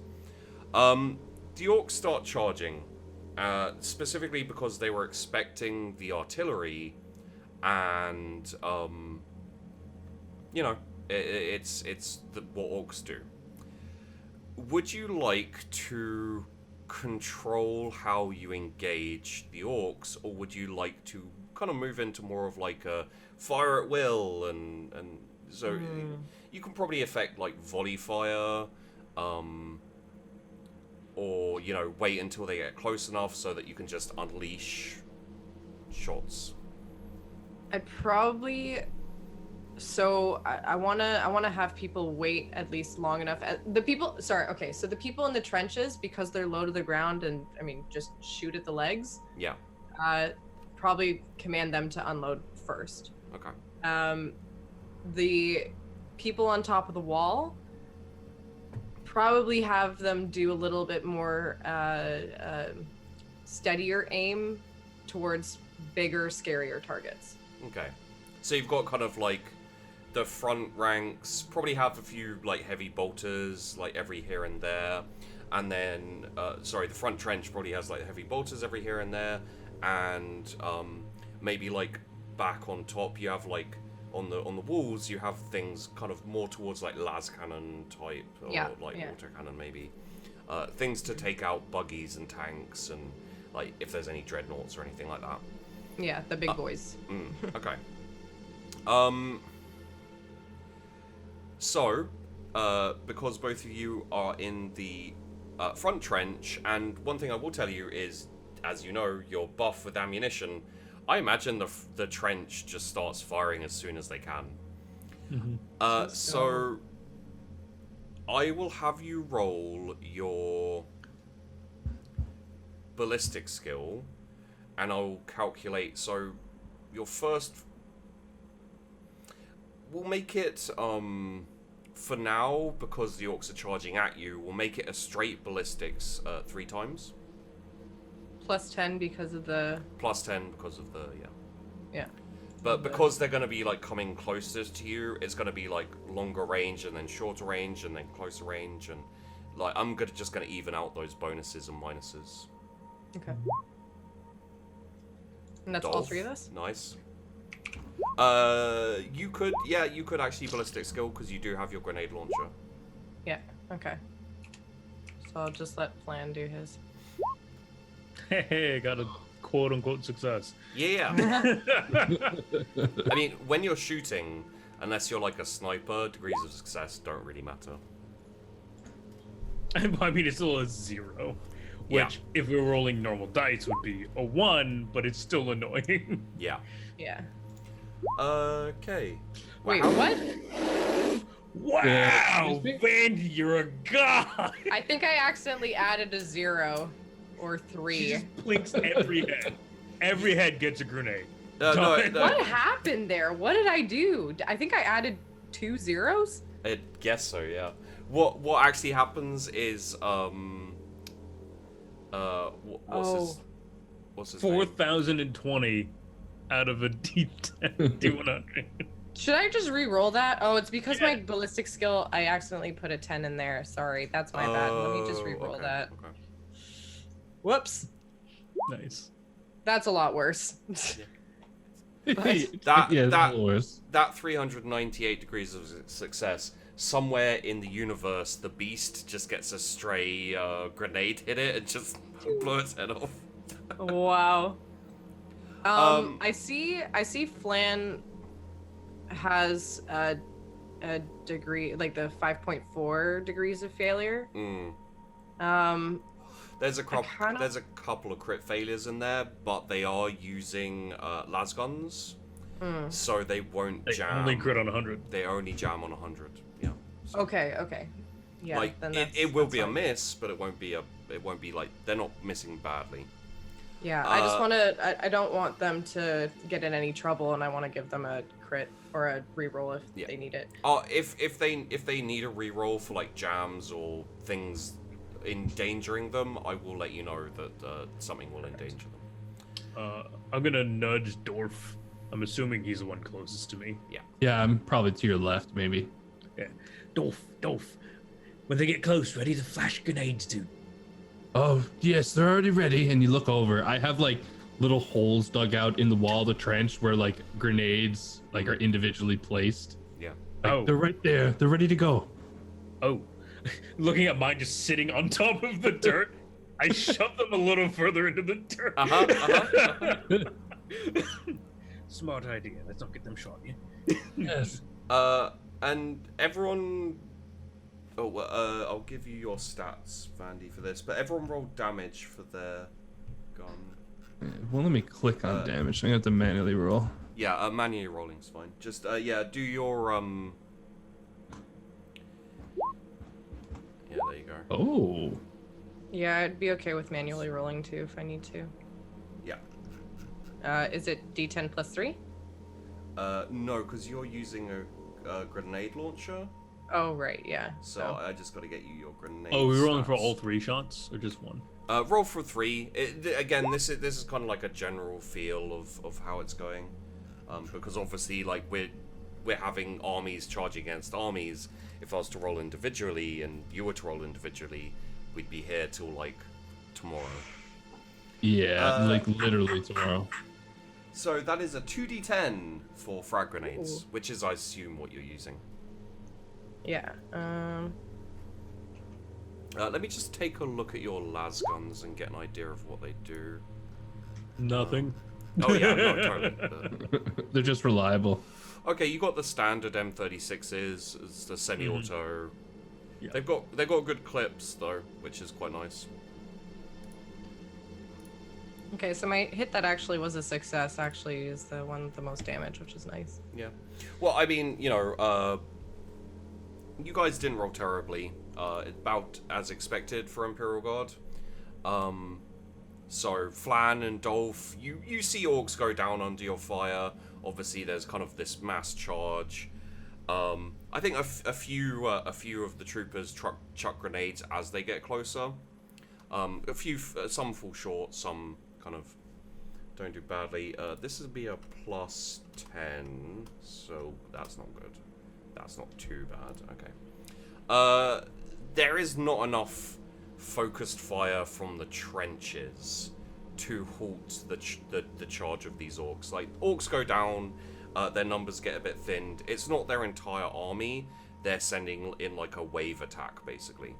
You haven't had the guard on the walls yet open fire. You're waiting for them to get closer, correct? Yeah, so long. But literally, the only thing that they need to do is once they see a big target is to aim at that. So I don't think there's been anything big that's come in, right? No, it's just infantry, kind of foot orcs, as it were. And So then they're holding. well, the kind of larger like las cannon types, you know, the heavier weapons are holding. Would you like to have the troopers on the wall? Like, you said you wanted them to volley fire, right? Yeah. You have the, you know what? Yeah, actually have them volley fire. Yeah. Okay. Roll me a command. Alrighty. Here we go. Again, plus 10 or no? Just standard command. Just standard. Okay. Oh, Jesus. what the Could have fuck? given that plus 10. That's a 93. Yeah. Oh, you can roll it. You can re-roll it if you like. Fine. Wow. There you go. I mean, it's okay. It's better, but not by much. Success. Not a failure. Still a success. Oh man. Good enough. Jeez. Okay, interesting. Give me a second here. Where are they? Fucking rough.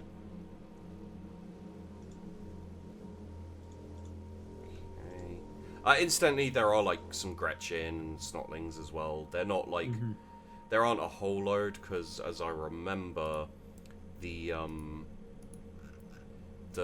blood axes, they're not like massively. Wow. Okay. Wasn't expecting that. The orcs keep coming. Ah, shit. Another wave is detached and sent in to reinforce the first one. The firing keeps going, but what this is going to mean is that both Flan and Dolph will be charged in melee. So Okay. you can In you can response, I will throw those flash grenades. Yeah, I Oh, was gonna yeah, lob a totally. grenade or two as well. But what this is going to do very quickly is it's going to take it into slightly more personal combat. Yes. So you throw your flash grenades, it does flash these orcs and like blind them. I'm assuming you'd like to take the opportunity to fire at them before they... Oh, I'm gonna follow up with a frag grenade. That's a very good I idea. took one of each. Yeah. Okay. Flash and then explode. Yeah, I'd probably throw a frag in unison with Flan. Okay. Yeah. So flashes go out at the same time, frags go out at the same time. Roll me a ballistic. It will be plus... Well, usually... Probably it'll be plus like 20, so plus 30. Oh. 5-4. I did it. I did it. I didn't explode. Oh, there we go. Did the thing. Wow, no, Kaboom. that's good Nicely rolling. done. Roll me a 2d10 then, because the frag grenades, I believe, are 2d10. Mm-hmm. Boom, boom, boom.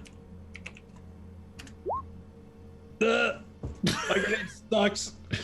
Wow. Okay. Would you like to Fucker. follow up Well- with a shot? You've got enough yeah. time before the orcs. Yeah, get there. forget the time I'm shooting the gun too. Fuck it. Okay. Roll me to hit. Well, let's keep it simple. Roll me a ballistics with a plus. Would you like to semi-auto or not? How close are they? Yeah, how At close? this point, that you have a shot, you have a volley, and then they'll be on you in melee. So close enough. Yeah. I'm gonna is the 3 choppers. Yeah. So, Okay. Likewise. This will be ballistic with the plus 40. 40. Boom. So semi-auto, I believe, is per 2 3. degrees. Yeah, So there's 3 shots. yeah. So that means that you both get 2 damage rolls. Oh yeah. Okay. Nice. Boom, boom, boom, boom, boom. Okay. Flan, the one running at you goes down. Yay! Dolph, the one running at you does not go down. Okay, so it's charging at me. Yeah. So what effectively he's going to get the charge. So Okay. he's going to take a swing at you. Do we have bayonettes? No, there's no couldn't see there being bayonetas on our last guns, right? They don't typically have bayonetas, right? No, bayonets very. Pleasant's very. It's a little bit ancient. No, yeah. bayonets are very, very common. It is. They are okay, good. Yeah, I'm- if that's the case, then I don't know. I'm actually curious. If I see that first orc kind of charging in, can I jump down and just try to interrupt? Or at least, like, if I see him charging in, I want to get into the fray. You could, I but want to. what you maybe not. what you see behind the waves is a larger, beefier, stronger orc, and you hear him yelling at his troops. I'm not going to do the accent, actually. You hear him yelling at his troops, Come on. effectively like, "Who's this girl up on here? She leading this army. She's scrawny, she's skinny, she can't lead. Oh, hell no. Come down here, girl. Oh, hell no. I'll show you how to jumping. fight." I'm going right for him. Yeah, okay. Cheapy, is the knife in our kit a knife or a bayonet? It's a knife. Okay. Effectively... Knife. Effectively, you guys are all of the regiments are starting off pretty basic. As time goes on and we do the war rooms, the commanders can kind of upgrade gear a bit more properly and get very specific things for the regiments. So yeah. So let's finish off Bobby's possible death. I'm not gonna die. I'm convinced. Uh-huh. Well, I mean, we will see. Yeah, so isn't it like a full-on grown orc? Like a Yeah. just a okay. Standard Yeah. standard orc trooper. Yeah. Big green bitch. Wow. Vandy, Vandy, can I have a fate point, no, please? I'm convinced. You know, you were right. You were absolutely, you know, there's no words that need to be said, Sheepy. You are absolute, listen, you know yourself better than anyone else. Okay? Fucking 94. I was wrong. Can I have Vandy, can I have one of your fate points, please? You know, I No. almost feel tempted to Yeah. because I feel so bad for, like, that's hilarious. That's very funny. Oh. Anyway, Flan, you're up. What would you like? This orc basically like chops off his own fucking finger. He's like, yeah. Jesus. He gets some dirt in his eye. Flan just like he's kind of the orc's coming in, looks really terrifying, all this type of stuff, and Flan just has like Dolph just has like a coughing fit and sprays dirt in his eye, and he's like like cuts himself on like the back of the head with the axe as he's like Dolph, you're up. He didn't finish his charge, I don't think. Okay. So firing in melee, that's at a -20, isn't it? You're not Is it in melee. -20? Oh, so I'm still on melee? Yeah, I'm gonna keep firing at him then. Okay. We did, incidentally, we did lose Hippie. Hopefully he'll be back momentarily. Oh, shoot, we did too. Either that or he's really concentrating on what's happening. It's a one itch right on the forehead. It's oh, just yeah. it's So it's that'll constant. be plus 50 ballistic skill. plus 50. Yeah. Unless you Oh. want a single shot, which would be plus 60, but you'd only get the Yeah, one hit, so. Yeah. These don't have full auto, do they? No, unfortunately not. Oh yeah, here it is. Single fire and 3. Okay. 7.6. You get 3 hits. Roll Here me we 3 go. damage. Roll well as well, by the way. It's pretty good. That's pretty damn good. Yeah, that's enough to kill him. So you're just like, this orc is charging you, and then he gets the dirt in his eye and he stops like just in front of you, and you're just like, oh, and like 3 shots just hit him like in the chest, and he goes down like, and Yeah, like I'm probably like instinctively pulling my gun up as he's getting close. It's like Yeah. probably a shot in the chest, a shot in the neck, and like a shot in the face or something, and it just drops. Okay, let me. Yeah. There's 2 of me. Multiple hippies. Oh, Why won't that hippie leave?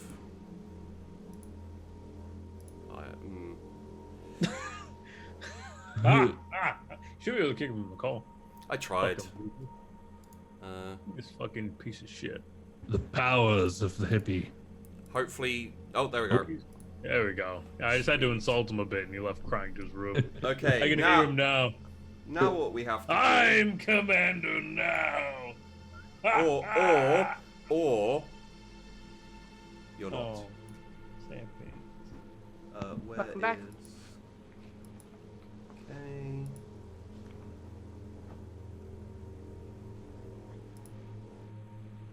Did everything get messed up? Oh no, yeah. Well, just a little bit. It'll be fine. I just need to find Hippie on my thing. Where are you, Hippie? Is that you? No, that's still Vandy. I am hippie. There he is. I see him. I found him. I am no one. So I am Dirt Eater. So Vandy, and Commander Aegis, your troops successfully stopped the attack. Specifically, Flan and Dolph. There is a little bit of melee going on in the trenches, but not that much. Sweet. Wait, the big guy? Did he go down? He's there. He's waiting for you. I jumped down. I will assume that you have taken up challenges before in the past, so your troops are currently not firing at him, because they're like, Commander's got this. Oh, I was just gonna throw a fucking charge back at him. I would no. I want that one. You can't. I would advise you to not, but you know, it's up to you. I mean, how good is my arm is the real question. He's a little. The majority of the orc wave has either faltered, retreated, or currently there's a few remainders like meleeing at this point. So No, I'm gonna kick the orc that tripped into our trench. yeah.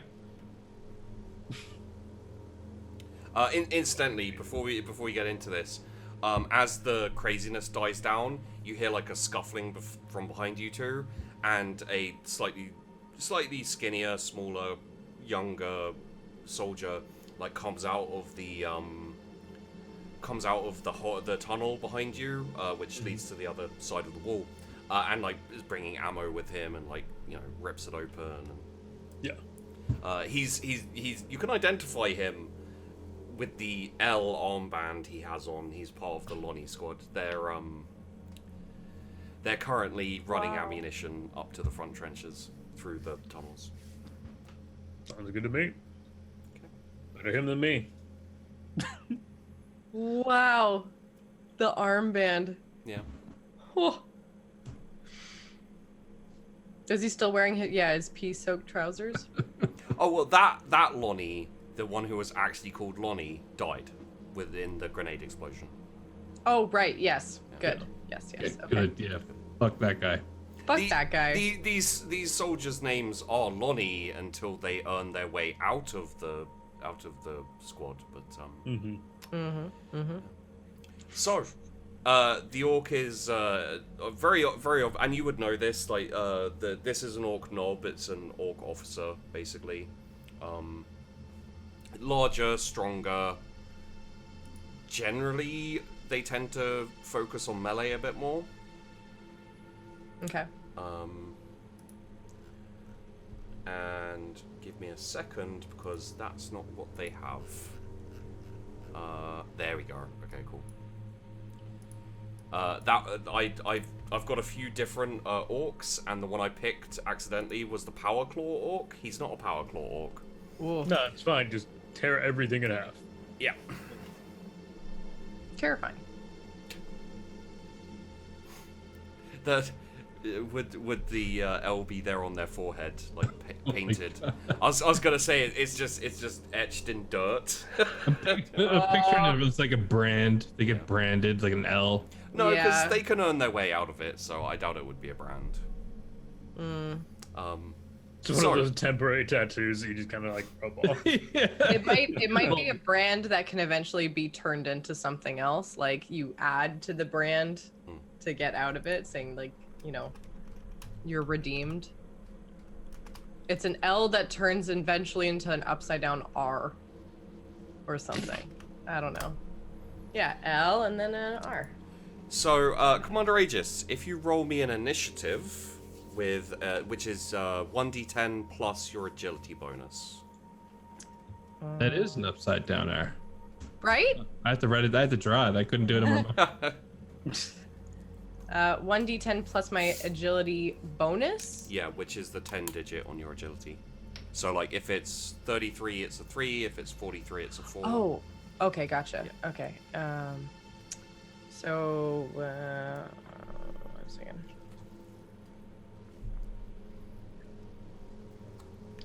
Plus 6. Okay. The orc goes first. Word. I let him go first. You could re-roll if you'd like, but No, I'm gonna let him go first. okay. He can go ahead. Wow, Commander Aegis is a really bad loser. So, Or is it Bandy? the orc charges in Mm-hmm. and swings with his axe. Okay. So that will be weapon skill plus 20 for the charge. He does hit. What I will tell you, Commander, is Those that were- the eviscerator you're using, I just need to double check this, but I'm pretty sure unwieldy means you can't parry with it, so you'll probably want to dodge. But let me just double check that, Sure. because I'm not 100% sure. I'd have to look at my old character sheets. How far ahead of the trench is this fight going on? It's probably like a good 50 meters. Okay, still relatively close. Yeah, what I will tell you is all of the other troops are like lighting up low sticks and like leaning back in the trench watching. There they are. Okay, 169. So, unwieldy gives us unwieldy. 2 awkward to be used with finesse, cannot be used to parry or make lightning attacks. So. Okay. So I just get hit by it. you can dodge. Oh, I can dodge. Okay, Yeah. then I will attempt to dodge. Okay. Ooh. Yeah. So the orc kind of brings his chopper down towards you, like towards your head, and you just like very simply like shift to the side and it just swings past you. You're up. I am going to swing with the eviscerator. Mm-hmm. And it's just a weapon skill. Yeah. Okay. You can. Oh no, actually, I have the thing. Right? Wait, what thing do you have? You have a lot of things. I can actually click the eviscerator. I can. Okay. Oh yeah, okay, and also just so you know, you have Combat Master, which means opponents fighting you in hand-to-hand combat gain no bonuses for ganging up on you. Usually they get pluses. Crushing Blow, you add half of your weapon skill bonus, rounded down, to damage you inflict in melee. So that's 2. What's your weapon skill? 45. Then yes, 2. If you ever get stunned, you're allowed to roll a toughness test. You can I'm not changing any weapons, so quick draw's not really. Yeah. And you also have Whirlwind of Death. When facing massed opponents in combat, the character becomes a Whirlwind of Death. You may make 1 melee attack for each foe you're facing, up to a maximum equal to your weapon skill bonus. Each additional attack counts as a free action. So you can attack 4 people per turn. Actually, 5 people per turn. Oh wow. I never got Okay. to use that as Grim. It was really sad. Yeah. Now, it's a cool if I'm card. attacking the same person, does that mean I can do 5 hits against them, or it just means No, like it- 5 people? It's just like a Yeah, whirlwind. if there was like 5 orcs around you, you could attack them all. Okay. What you can do is you can attack all out, which gives you a plus 30 to your weapon skill, but it does mean you can't dodge or parry when he attacks you. So. Right. Okay. Okay. Yeah. I also have razor sharp, which. You do get plus 10. Sorry, because it's a standard attack. So. Okay. So yeah, and razor sharp, slice through armor if the wielder scores 3 or more degrees of success. Okay. Okay. So, I guess it would be like half aim then for the input value. This is plus 10. It would be no way. It would be half aim, but you don't Okay. put plus 10 in the modifier. Yeah, I'll just do that, and then I'm not doing all out. I'm doing standard, and then no modifier. Yeah, 4.2. Okay. So that's 3. That's more than 3 degrees of success. Mm-hmm. Yep. So it doubles the weapon's pen when hitting. Yep. Which means its penetration is 18. Okay. Roll me that damage. Do you want? Should I put 18 in first and then roll the damage?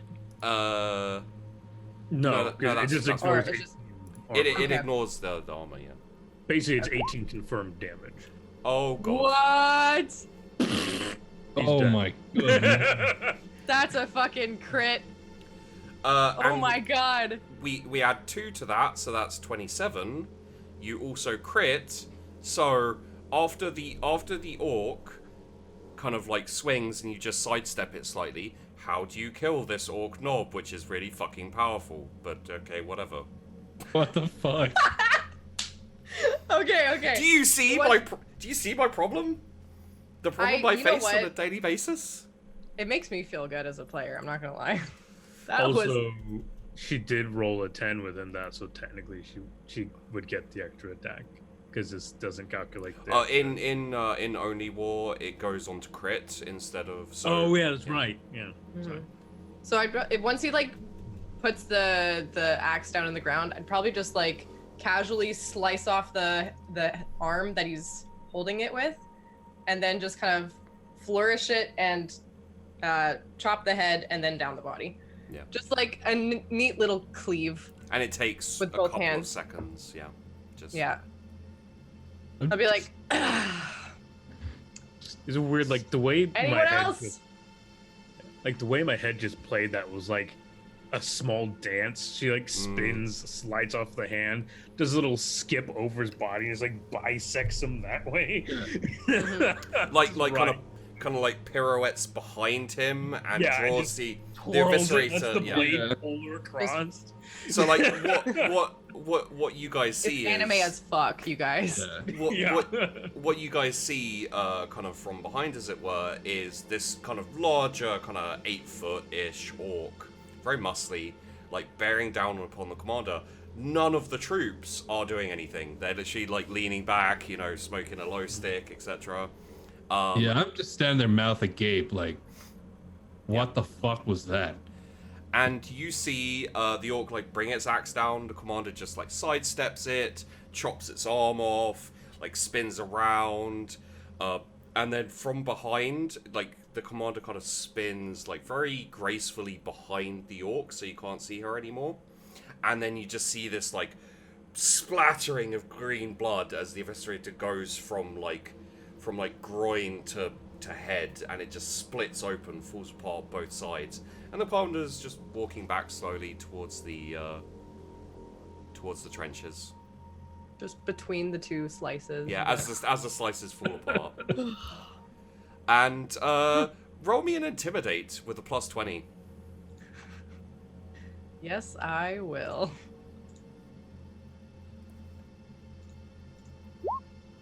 What the fuck? Oh my god! 10.4 degrees of success. Wow. So, I'm gonna make a roll. I don't know how this is gonna go. We all piss ourselves. The entire Yeah, regiment. the whole regiment. Yeah, it's not enough. Okay. No more attacks come. The orc's just like, we're good. Thanks. These other guys, they're We're gonna turn around now and fight the other ones, yeah. You continue your shelling, If you'd like, you could send people out to attack. It's not technically in your mission specification. You're... Oh, no, sir, go ahead. You know, you were supposed to, you know, just hold this area and let the orcs get destroyed against your defenses. But what I'll say is, at least for a few days, you have enough time to build your trenches and wall more. They will not attack you. You know what? And I'm gonna be ballsy here. Okay.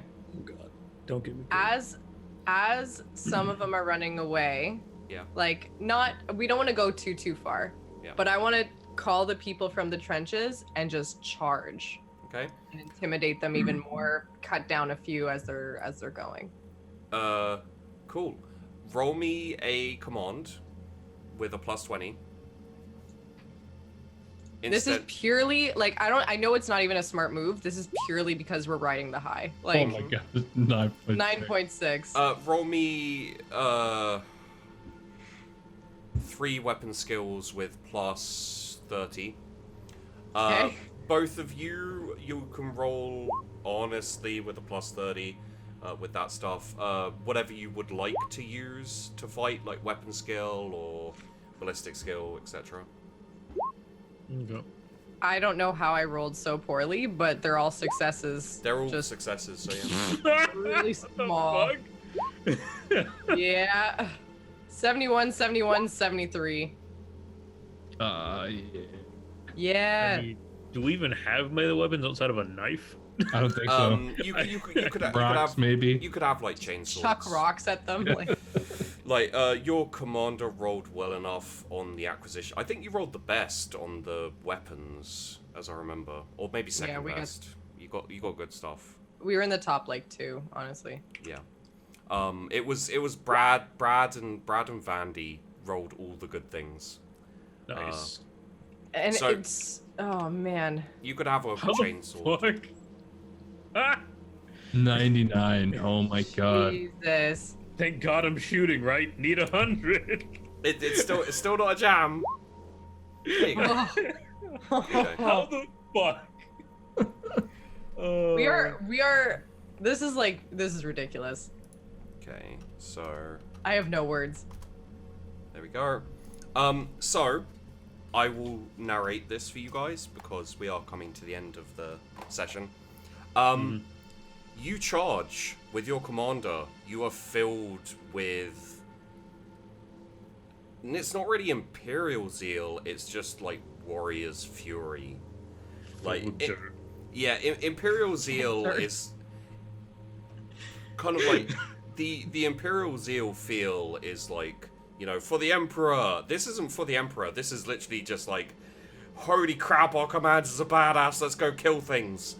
So it's more of like a berserker rage, and you take down orcs left and right. You know, there's like a Gretchen, and Dolph like just steps on him and crushes him beneath his boot. You know, Flan is throwing grenades that are caked in dirt, and yeah, I think considering everything, you even just like knife in an orc's eye. You know, just like one of them's charging at you, you just kind of dodge an attack and then come back around with the knife, start firing again. As you look around, Commander Aegis is surrounded by probably like 6 or 7 orcs, and in true anime style, you just see her like dancing in between the orcs, and like these like kind of splashes of green blood just flying out, and as she gets to the end of them, she just swings her eviscerator, blood flies everywhere, and they all fall down at the same time. Like, some of them, their like top half slides off, some of them their head just rolls off, and the commander goes just that little bit further than everyone else, because she jumps into a truck filled with orc boys. You see her basically snap the driver's neck and tumble out the other side of it. It keeps driving, crashes into a rock, explodes as she walks back towards the trench and leads you all back towards the trench. It's dirt for dinner, boys. Yay! And I put a breadstick in my mouth. Unlimited breadsticks for dinner. and I think let's end there for this session. That Went incredibly well. wow. No Right, one yeah. died. I don't think anybody took a single hit. Like our whole No. regiment, not even a scratch. I would say you took 5% casualties. That's amazingly low. To give you an idea of the other regiments and how theirs has gone, the Pegasi Guard took 55% casualties because they ran away. The other regiments, all three of them, took respectively 65, 75, and 85% casualties. Wow. So I could Wow. only imagine what it's gonna be like for the war room when Commander A just comes in being like, "Man, you guys are bitches. I'm the commissar now. Like, Get out of your chair, old man. Lord Commander nothing." I think it's like 80% is acceptable and expected loss for Yeah. a general guard regiment. The Sisypheans specifically are just designed a bit hardier and a bit better. So I mean, they're the Imperial fists of the Imperial Guard. yeah, from they OMG. really are. Because I didn't know how badly I was gonna roll. I was worried. We did. We knew how bad you were gonna roll. I was worried that unless we had one regiment with experience against orcs and like slightly more defensive focused, the orcs were just going to push them back. And the other regiments have done very well. The thing about this regiment is it's geared more towards like defending, and you tend to take less losses. 5% is ridiculous, and your actions on top of the rolls I did, yeah. You guys are gonna be fine. It's really now gonna come down to how the Naboom Banshees do, like attacking the orcs. Oh, we got this. Trust me. Yeah. I'm secretly in both regiments. We're good. The good news is that McLocan decided to withdraw from the hive Thank because fuck too. inside the hive is really dangerous. But yeah. Wow, thank you, Commander Vandi, for deigning to come in and address us lowly soldiers. oh my gosh, that was fun. Yeah. Hey, you know what? And this is for chat too. If you guys want to be part of this Yeah. winning, very winning group, we will welcome you with open arms, so long as your name isn't Lonnie. Yeah, no Lonnies. No Lonnies. No longs. So, let's go around, say thank you to everyone. Hippie, thank you very much for coming to play. Yeah. If you have Thank you, anything you'd guys. like to, Oh, I thought you promote. just thanking Do we me. just Oh no, just a general, we're doing outros? yeah, just outro type stuff. Whatever you'd like to talk about, feel free. Go around, say thanks. Thanks, Go around, say guys. thank. Hey, Well, Hippie, how thank you. doing? Thank you so much for like seeing Thank- me here. Like, Thanks for coming to my show. don't forget to like and subscribe to Daddy Sheepdo at the tier 3, please. Well, I'm not affiliated, so you can't subscribe. Oh, never mind. Just follow him and then go Yeah. follow him on YouTube because he does some kick-ass content You there. can subscribe on YouTube. You can. And it's free. Same fucking thing. Ask for his PayPal and send him money. Yes. That Just- works too. just- Or just send him money. Yeah. Actually, yeah. one thing I should say is viewer games are going to be starting up soon. So if you're a viewer and you want to get in on 2 sessions of me GMing you in this campaign, you can join any of the regiments, you can fight in any of the battles, and yeah, that's going to be starting soon. So there's info on it on my Discord and stuff like that. Anyway, enough about me. Hippie, anything you want Hi, to talk I'm about? Crazy69. I'm a variety caster on Twitch. I do stream every single day. I really enjoy RP stuff, and I need to do more of it. But yeah, come hang out with us in the future sometime whenever we're back. Hell yeah. Yeah. And instantly, actually, we'll get to that just right at the end. Bobby, how about yourself?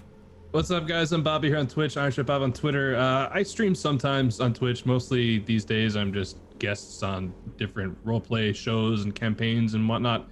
Yeah, this is fun. I think we're back again next week to fuck up some more orc bitches. I think is that the case? No. Next week is a new squad.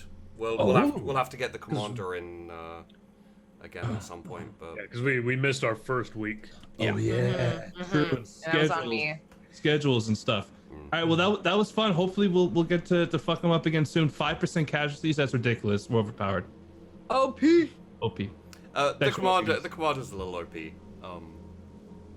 I love playing OP characters. It makes me feel really good inside. And It's super satisfying. It really is. You know what? I always play characters who like have heartbreak and like all these troubles and stuff, but having to be able to play a character who's just like badass feels really good. You guys try it. Just do both. Or both, yeah. But hi guys, I'm OMGVandi, OMGVandi everywhere. I stream mostly on Saturdays, and I also manage a team called Would You Kindly.